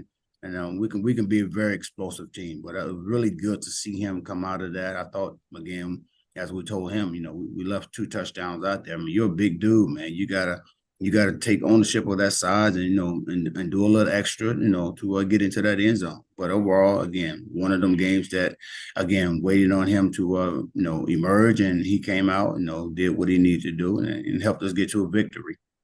Quick follow-up, and I took notice of it from calling the game this past weekend, but I'm not going to say it was a new wrinkle, but you bring in roughly about 850 pounds of man with this jumbo package, and you were able, if I charted it correctly, you were 3 for 3 with the jumbo package. But just talk about the confidence in knowing that you can scratch out 1 or 2 yards, much like the Philly tush push if you need to. Yeah, and again, and as I've said many times over beginning of the year, the O-line is, they are bread and butter. They're one of the most experienced group there. So to bring in 2 young guys that has been doing very well, also, in their jumbo package, and and to help us get the yardage that we need, be it short or be it a touchdown. So that's a good package for us, and we're going to continue to use it, as it presents itself. Sure thing. Appreciate you, Coach. Thank you, sir. Next question goes to Dr. Ville.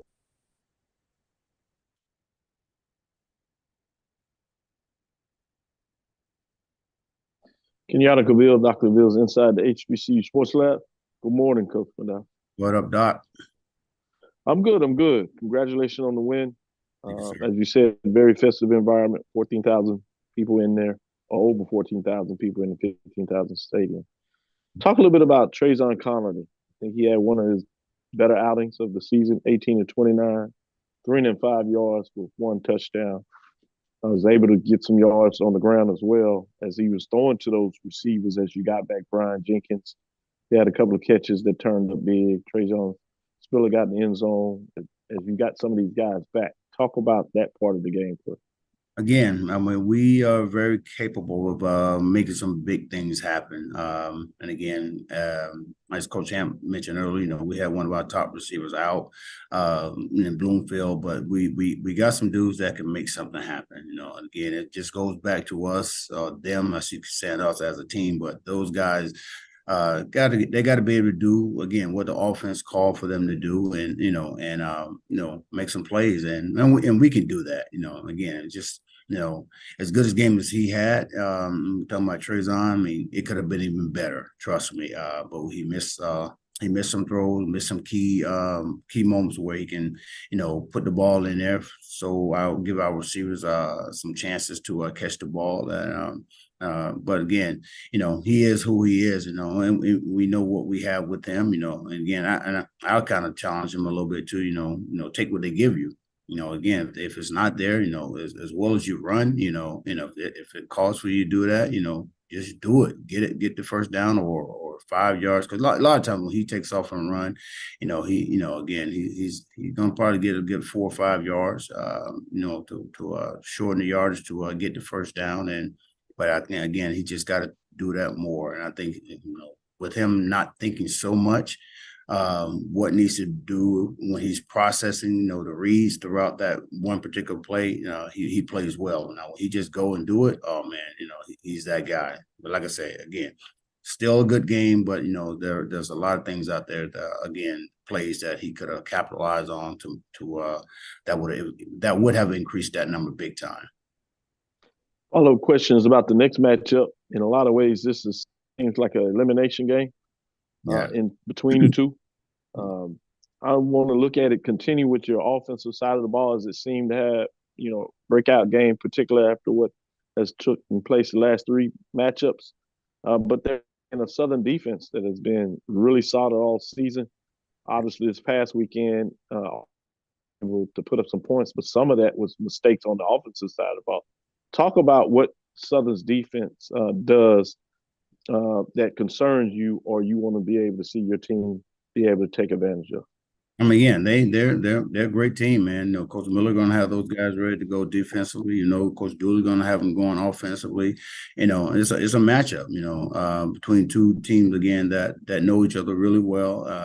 Coach Miller, he had them 3 down out front, and he bringing them. He gonna put guys in your face, match them up man to man, see if you can beat my guy, bottom line, and we're gonna have to win those battles. I remember going back to last year, the game, close game at halftime, and then came out second half, he put those guys in our wide receiver faces, man, and they did their thing. So again, as I told guys, we got to win the battle, whether it be on the edge or up there on the front line, and we got to win it, consistently, because again, we're going down to a school, university, great for tradition, and it's going to be a hostile environment. So we got to be ready to play against a good football team, and whatever they throw at us, we got to be able to handle it.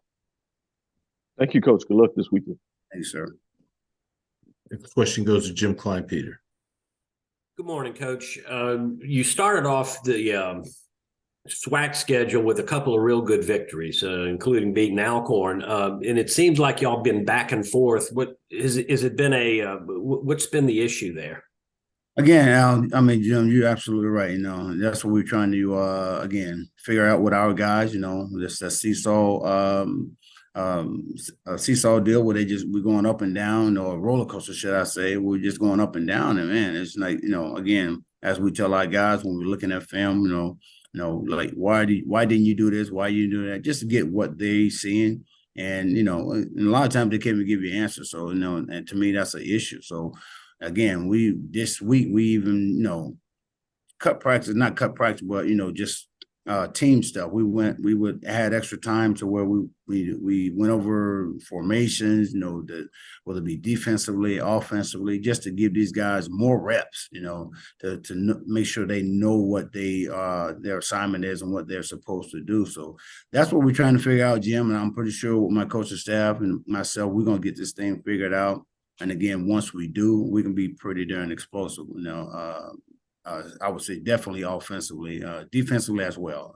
Like I say, even that second half, as I said earlier, they came out, went down the field real fast. But again, that was due to guys just missing tackle. We had guys in the back, we had them tackle in the backfield, and they, made three or four guys miss. So, we got to correct those mistakes, coming into this game against Southern, because again, with a team like that, you make those type of mistakes, bad things going to happen. But statistically, it looks like y'all are running the ball really well, but you don't have like one standout guy. Have you been satisfied with the balance in your offense? Absolutely, Jim. And again, that's, you guys know, we got a host of backs that can run the ball. We got to get guys healthy, in order to be at our best, going against this team. But yeah, that, with that O-line and the dudes we got back there, hopefully we get Caleb Johnson back this week. Of course, Connor Wisham going to be out for me with that dislocated elbow. But again, we got some backs, that have stepped up. Jamarius Brooks stepped up, did his thing this week. And that was one of the things, Jim, I talked to him about. Guys, we got some guys hurt, and some of you guys gonna have to step it up. This is the perfect opportunity and time to do that. Show the coach what you have, in order to get more playing time. Thank you, Coach. Sure. Coach McDowell, we sincerely appreciate your time. Look forward to speaking to you again next week. Thank you, guys. Sure, thank you. We'll now move on to Southern University. Coach Dooley, once again, if you do have any questions for Coach, please utilize the raise your hand feature to get your question in the queue. Please limit your questions. One initial question, potentially a follow-up. If we got additional time allotted, we'll work our way back to get additional questions answered. With that being said, Coach Dooley, first and foremost, thank you so much for taking some time to join us out of your schedule. If you could, please start us out with an opening statement recapping your team's most recent outing at Alcorn State. Yeah, we had the opportunity to go down on the reservation, which was a great top 10 matchup. We knew that Coach McNair would have his team ready to play. I mean, he's been around for a while, and his team has always been well prepared. And I thought we got off to a great start. We were able to score first, and it just seemed as though right there things went downhill. Not to take any credit for them, because they made the plays when they had to. When you have that many turnovers or any turnovers against a great football team, the percentage is you're not going to have the outcome that you would like. But the thing that I'm going to always harp on, it doesn't matter what it looks like. I know my team is going to fight to the end, and that's what we got to do. That's what we in this thing, to fight to the end. I don't think anyone goes into a game handicapping themselves, saying we're not going to do this here, knowing what's on the line. And a lot of times for these coaches in this conference, nothing has to be on the line. It's just an opportunity that God has given you to go out and play. So why wouldn't you go out and put forward 100%? So unfortunately, this time right here, we came up on the short end of the deal, but that doesn't affect us. Our goal is still the same. We got to go 1-0. We're going to face a good Prairie View team that knows us, and we know them. We work together, great relationship, still working relationship. We're going to battle for 60 minutes, and that's what it's all about, fighting on the field for 60 minutes. Appreciate those opening comments, Coach. First question goes to Jim Kleinpeter. Yeah, Coach, it was a disappointing loss, considering the stakes and all. Are you worried about your team bouncing back from that? Are you going to give them maybe a little extra encouragement this week? Yeah, I don't speak. I don't speak in a negative realm, so I don't know that anything can come out with a negative perspective. But to me, anything is disappointing when you lose. If I'm walking and somebody beat me across the street, I'm disappointed because I want to win everything that I do. So it doesn't matter the magnitude of the game. It's just when you play. When you play, you have an opportunity. You want to win. And just came up that McNair came out on the better end of the deal. But we're gonna always be disappointed. I don't know no one that's not disappointed when they lose. If so, they're in the wrong business. And are you considering a change at quarterback at this point? Well, you know, that would be great to say if I'm just going to say that out loud. Yeah, tell Coach McDowell, who I know also well, get prepared for this year. Whatever we're going to do is going to come from within our team. I don't expose things like that. It don't matter. It's no secret. It still comes down. One coach alluded to it earlier. It comes down to blocking and tackling. That's all it comes down to. Thank you. Next question goes to Dr. Ville. Kenyatta Cavill, Dr. Ville's inside the HBC Sports Lab.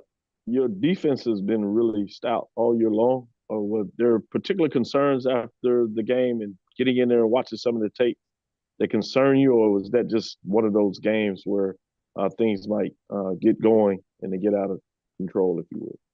It did. You know, I thought everything that could go wrong did go wrong, and then, you know, it still comes back on the defense, but offensively we gave up 2 touchdowns. So you got to take that off the defense. I'm aware of it. I'm always look at the whole picture. And then offensively, we did some great things, but we didn't do enough. You know, the bottom line is you got to score 1 more point than the next team to be victorious. So there's some things that we need to do. It's always a concern if someone is doing some things and had success. How can we correct that to make us a better football team? Because you always you strive for perfection. So it's some things we saw that we could have done better. It's some things that we were right there. We just didn't make that play. And those guys understand that. That's why you go in and, you know, look at the tape when the game is all over to find out what could I have done better? What do I need to do right there? Hindsight is always great, but right now we're doing corrections and our guys are up for it and understand what need to be done.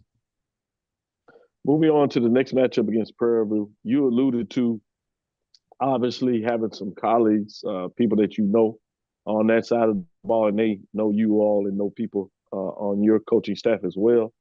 But this goes with the players. Can you talk a little bit about the challenges or the benefits of going into a game where you have that familiarity among players and coaches?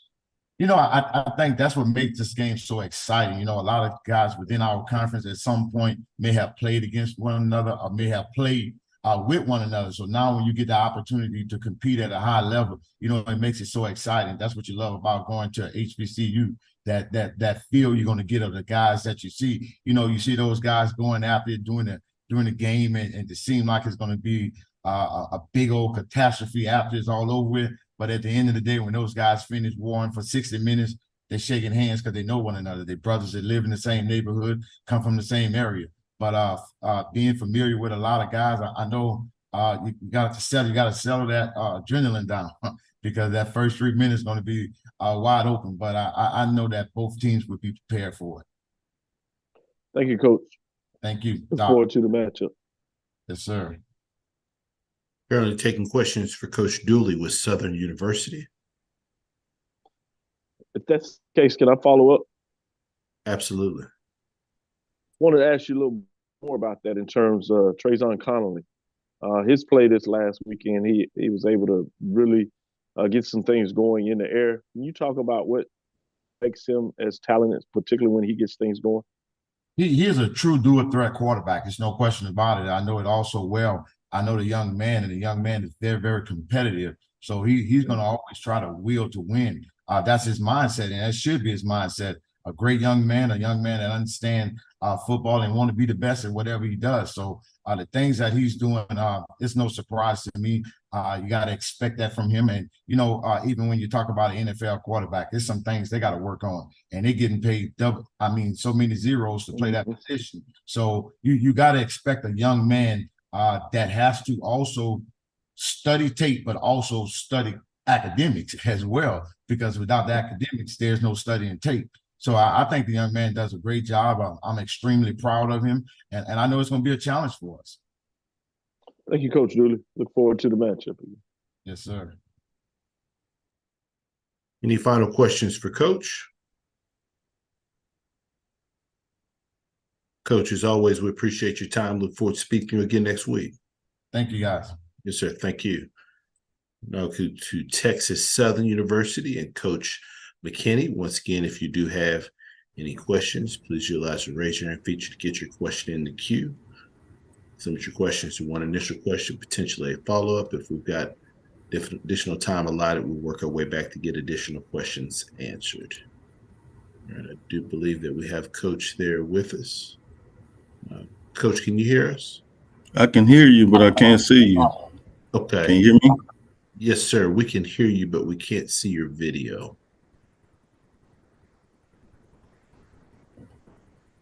Yeah, I don't know what's going on here.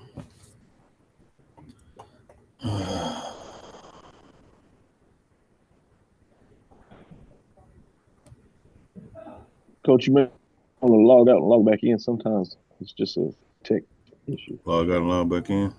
Yeah, sometimes that'll work.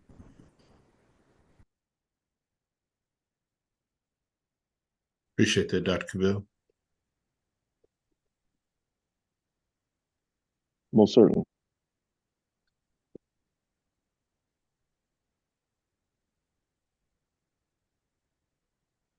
Appreciate everyone's patience as we attempt to get Coach's audio and video components working. If you do have any questions for Coach, use the raise your hand feature. Put your question in the queue. Coach is rejoining us now. All right, there we go. See Coach's video.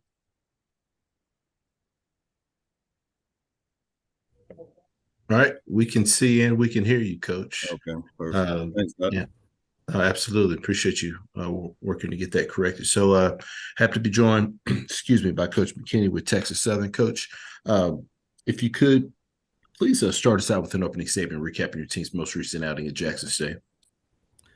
Yeah, took the guys to Jackson this past weekend, and came away with a tough, hard-fought loss.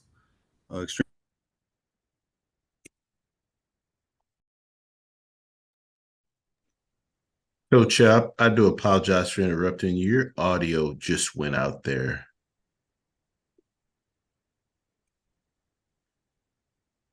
Yeah, we can't hear you. We could see you, just can't hear you. No, sir.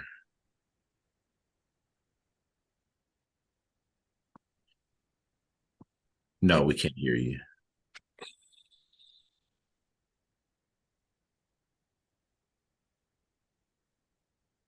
No, maybe we can try if you could log out one more time and see if we can get the connection again. We could see you, but we just can't hear you.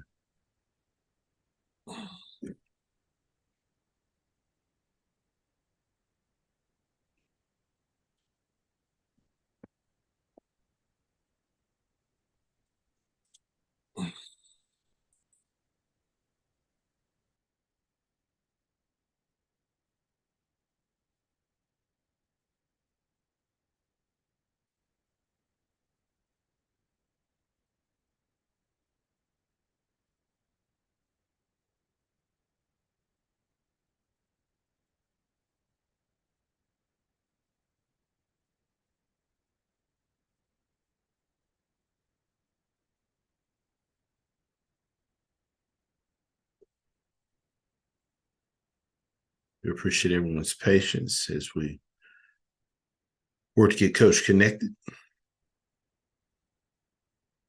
Following Coach McKinney will be Coach T.C. Taylor with Jackson State to conclude our coaches lineup for our media session today. As always, we will send out the audio and video recording of this Zoom session. Once it's processed on Zoom, it's also available via the SWAC Digital Network YouTube channel.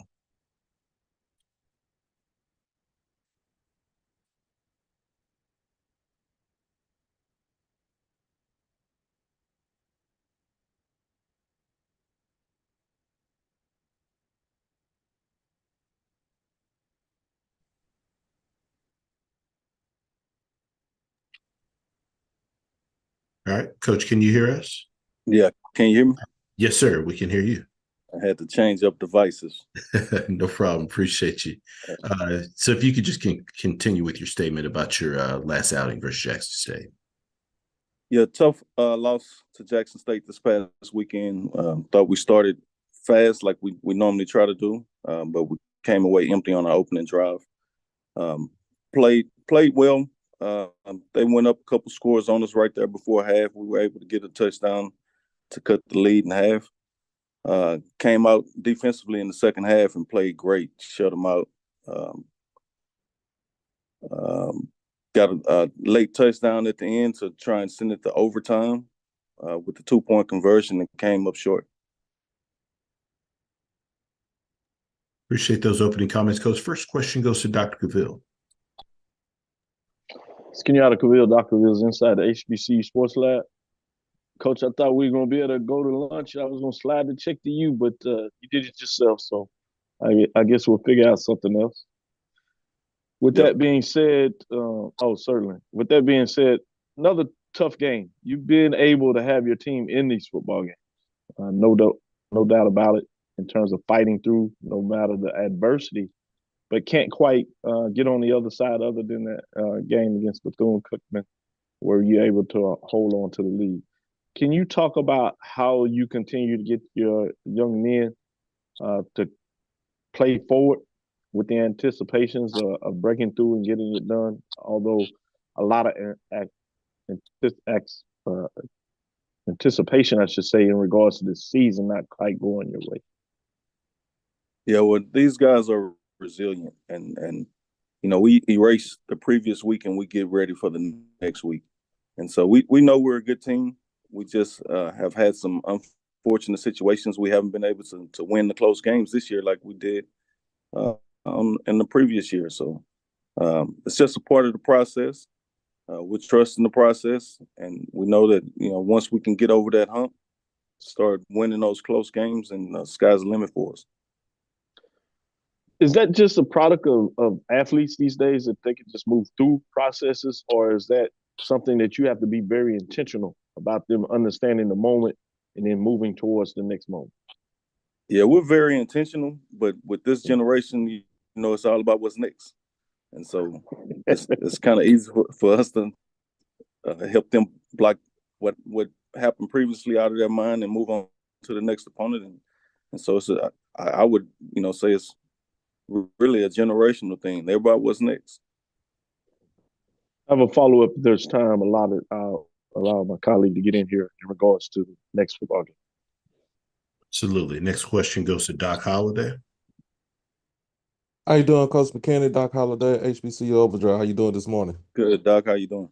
I'm doing good. Well, tell me about the play of Jacob Williams, your linebacker, all SWAC linebacker, and tell me what things that he has improved on from this season, from last season.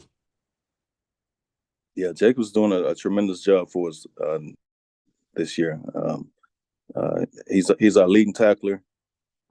He's our leader of our defense. He's a guy who we expect a lot from. And as far as the difference in him this year and last year, I mean, physically, he's gotten in the weight room and worked on his body. But he only played half the season last year. His season was cut short due to an injury. And so before he went out with his injury, he was our leading tackler as well on last year. So he's not doing anything that we didn't expect him to do. All right. Thank you, Coach. Thank you. Currently taking questions for Coach McKinney with Texas Southern. All right. We'll work our way back. Dr. Cavill, the floor is yours, sir. Thank you. I did want to follow up in regards to this next matchup. You have Alcorn coming in here. You've been able to have some success against them previously, but they seem to be playing some really good football, very balanced. We tend to see them wanting to rush the ball, but they're able to get it done in the air. So what is the challenge when you have a team that has the ability to throw or run the ball to matriculate it down the field? Yeah, well, the goal is to try and make the team one-dimensional, and they've done a really good job of being able to do both, run the ball as well as pass the ball. So, I mean, it's going to be a tall task for us, but we definitely want to focus on stopping the run and then take our chances when they decide to throw it, make them one-dimensional. One quick follow-up. Obviously, the game has been moved to Sunday because of the scheduling of the MLS playoffs with the Houston Dynamo. Is there any major challenge, way or the other, having the game pushed back? You got to play the game, Doc. It doesn't matter if it's Friday, Saturday, Sunday. You got to play the game. I think the schedule works out for us with the election day, NCAA stoppage of all activities on Tuesday for the election. So it kind of, helps us out schedule-wise. Great point. I thank you for sharing. It does the same thing for Alcorn as well. Right. I like that mindset. All right. Take care, Coach. Thanks. Thanks, All right. Final questions for Coach. Coach, as always, we appreciate your time. Look forward to speaking to you again next week. Thank you. Have a good one. Yes, sir. Thank you. Appreciate it. All right. We now move to Jackson State. Once again, if you do have any questions, please utilize raise your hand feature to get your question in the queue. With that being said, happy to be joined by Coach Taylor with Jackson State. Coach, first and foremost, thanks so much for taking some time out of your schedule to join us. If you could, please start us out with an opening statement, recapping your team's most recent outing versus Texas Southern. Hey, how everybody doing? Good weekend, good win for the program. Football team sitting at 7-3. It was a good football game. We came out in the first half, played high energy football. Got offense was up and down the field. Defense played well. Came out in the second half, and TSU, turned it up a notch on us. Coach McKinney did a great job with their football team, getting them motivated, getting them to come in here and ready to play. It came down to the last play of the game. Tim Stewart made a great play on the football to intercept it on a 2-point conversion try. But great football game, great weekend, and good to be 7-3 right now. Get those comments, Coach. First question goes to Dr. Bill. Kenyatta Cavill, Dr. Bill's inside the HBCU Sports Lab. My first question is, we just spoke to Coach McKinney, to a ball club that's played a lot of close games. They've been on the other side of things. You've been able to play in these close games, a lot of things going on outside of your control, injuries, and key positions at that.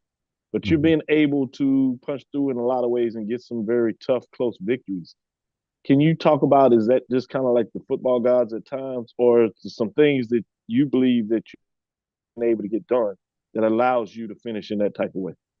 Well, I think it goes back to the way we recruited too. We got pretty good depth here, and anytime somebody gets injured, you ask for the next guy to step up, and they got to accept their role and go out there and play at a high level, as far as knowing assignments and, being able to help this football team win. But it's something we've dealt with all season long with the injury bug, but we don't make any excuses, as far as injuries and stuff. It's always the next man up motto here. No doubt. Follow up, you have an open date before your big rivalry game. What are the plans as you move forward to close out the season?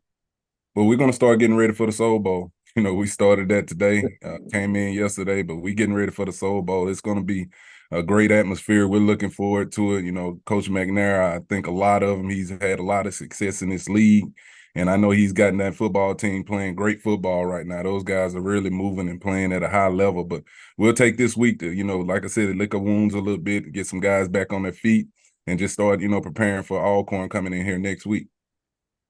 Look forward to the Soul Bowl. Thank you, Coach. Thank you, Doc. Next question goes to Doc Holliday. Doc Holliday, HBCU Overjoy. How you doing, Coach TC? I'm good, man. How are you? I mean, I'm doing good. So tell me about your defensive backfield. They lead the nation FCS with 16 interceptions, where they are truly a no-fly zone. Tell me about the improvements that you made from last season to this season. It starts with Coach Quinn, Torian Quinn, back there, guy we brought in from Alcorn to coach that secondary defensive pass game coordinator. He really gets a lot out of those guys. He motivates them. And, we got a lot of new faces back there, a lot of new faces that we brought in that they just gelled together. Those guys communicate well. They're very athletic, can run, got good size on the back end, and they go after the football. They challenge each other each and every week for as intercepting the ball, and that's what you've been seeing every week back there. But a good group, the chemistry has gotten good together with those guys, and I'm very excited about what they bring to the table. And my follow-up question, I know you talked about this on Saturday about the timeout with the 12 man on the field. And you said it was a coaching mistake. It kind of further explain that situation right there. Well, the first time, we didn't have enough out there on the special teams. We had 10. And then I think Asais went down, had a cramp or something like that. So I thought we'd get it right there. We get over to the sideline, and we were still short once we broke the huddle because we didn't make the substitution far as Asais. And then I think they ran 2 guys out there. That's how we ended up with too many out there. I used the timeout. So we switched up personnel again on that. And then again, just a bad play, bad coaching by myself. I should have been a little more in tune. I'm gonna take full blame for that because that could have really costed us a game. But I talked to my coaches about it. We learned from it. We got to be better from it because it was an important role in the game. To give them the ball back in that situation when we had the opportunity to put the game away. We got to be better than that as coaches. But I take full responsibility for that. I appreciate you, Coach. No problem. Next question goes to Kendrick Marshall. Yeah, Coach. You just talked about a mistake you made in the game on Saturday that kind of put your team in a bad position. Just big picture about your performance this season. Being a first-year head coach, you've had a lot of success, 7 wins on the season, which is pretty rare for a first-year guy. How would you assess, your performance this year, considering everything that's happened through the offseason up to this point till now? I've been just taking it all in, trying to get better every week. Myself, my coaches, this football team. This is a team and coaching staff. We're going to fight. Teams know that when they play us, and we're just going to finish the mission. Whether we are on top or playing from behind, we're just going to play hard. That's what we're going to do each and every year. We had a lot of ups and downs and things we had to deal with this season, but it's been a good learning experience, great learning experience, so I'm really looking forward to the future, blessed to be at 7 wins though with everything that's went on, but I don't want to make any excuses. We've seen some good football teams, played some good football teams, some things that I know we got to be better at, and I got to get this team better at is playing 4 full quarters of football, making the right decisions throughout football games, playing better in the third quarter. I think that's something we can do too. Also, is just being better in the third quarter in football games. So it's been a good learning curve, but I'm very pleased where we are as a football program right now. Now that you've been in the seat for almost the entire season, what have you learned? You must have learned a lot of stuff. Like, what have you learned about yourself as a coach and as a leader for the program? Just managing it all, from top to bottom. You got to be on top of everything from trainers, equipment, and everything, just making sure these players got what they need to be successful, as well as coaches, how important the recruiting is, and, getting guys motivated and playing hard and doing things the right way, which is, your blueprint for your program. So those are things that I've learned and going to continue to get better with, each and every year I'm here. Thanks, Coach. No problem. Question goes to Charles Bishop. Coach, you alluded to it earlier with regards to staff additions from Alcorn. With 2 weeks to prepare for the Soul Bowl, how important will that be in terms of your preparation and schematics, things of that nature for the Soul Bowl? Well, that's a lot of good time to watch tape. We're going to sit up and and analyze and break down their film and see the things they're doing offensively, defensively, special teams. But anytime you can get a bye week before a great football team like Alcorn, it's a plus for us. Our players and everything, we got on the field today and moved around a little bit, shake a little bit of the soreness out from the weekend, and then we started preparing for Alcorn. So anytime you get some extra days to prepare for a football team is great, for as the classroom work, learning about their best players, how their coaches coach and things like that. It's a plus on our end. Sure thing. And quick follow-up, in terms of being a first-year coach, have you had kind of a chance, especially with the bye week this week, to kind of just assess, the success you've had thus far? I know there's one more game to go, but Jackson State, notoriously tough fan base, to have a winning season in your first year, how big is that? It's huge. It's huge. The challenge was, Chuck, just to get this many players in here and to get them to come together, the chemistry right, as well as coaches, and go out here and have a competitive team. You know, we wanted to be right there in that SWAC championship game in the end. You know, things didn't work out that way, but you know, these guys put that behind them and kept playing football. But it's been huge, a blessing to be at 7-3. You know, I thought about it a little bit, but you know, right now I'm recruiting too. You know, this bye week we taking some time and you know, gonna hit the road later on this week and do some recruiting. Just start getting ready for the next year and the things that we want to get accomplished in the next season. But you know, I'm very appreciative of being at 7-3 right now as a first-year head coach. Sure thing. Appreciate you, Coach. Thank you, Chuck. Next question goes to Wilton Jackson. Hey, Coach, how's it going? Hey, how you doing? Doing good. So I have a question for you. What's your earliest impressions when you look at Aaron Allen and Jarvion Howard? Oh, they're good players. You know, they make it go over there. You know, very physical with the Howard kid. You know, get behind his pads and everything. But I think that's the energy and the spark they needed right now, and they're doing a good job of carrying that football team and some guys we're going to have to deal with come next week.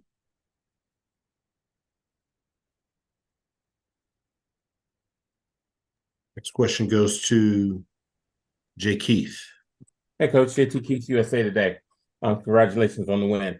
Earlier in the year, you talked about recruiting, and you talked about it today.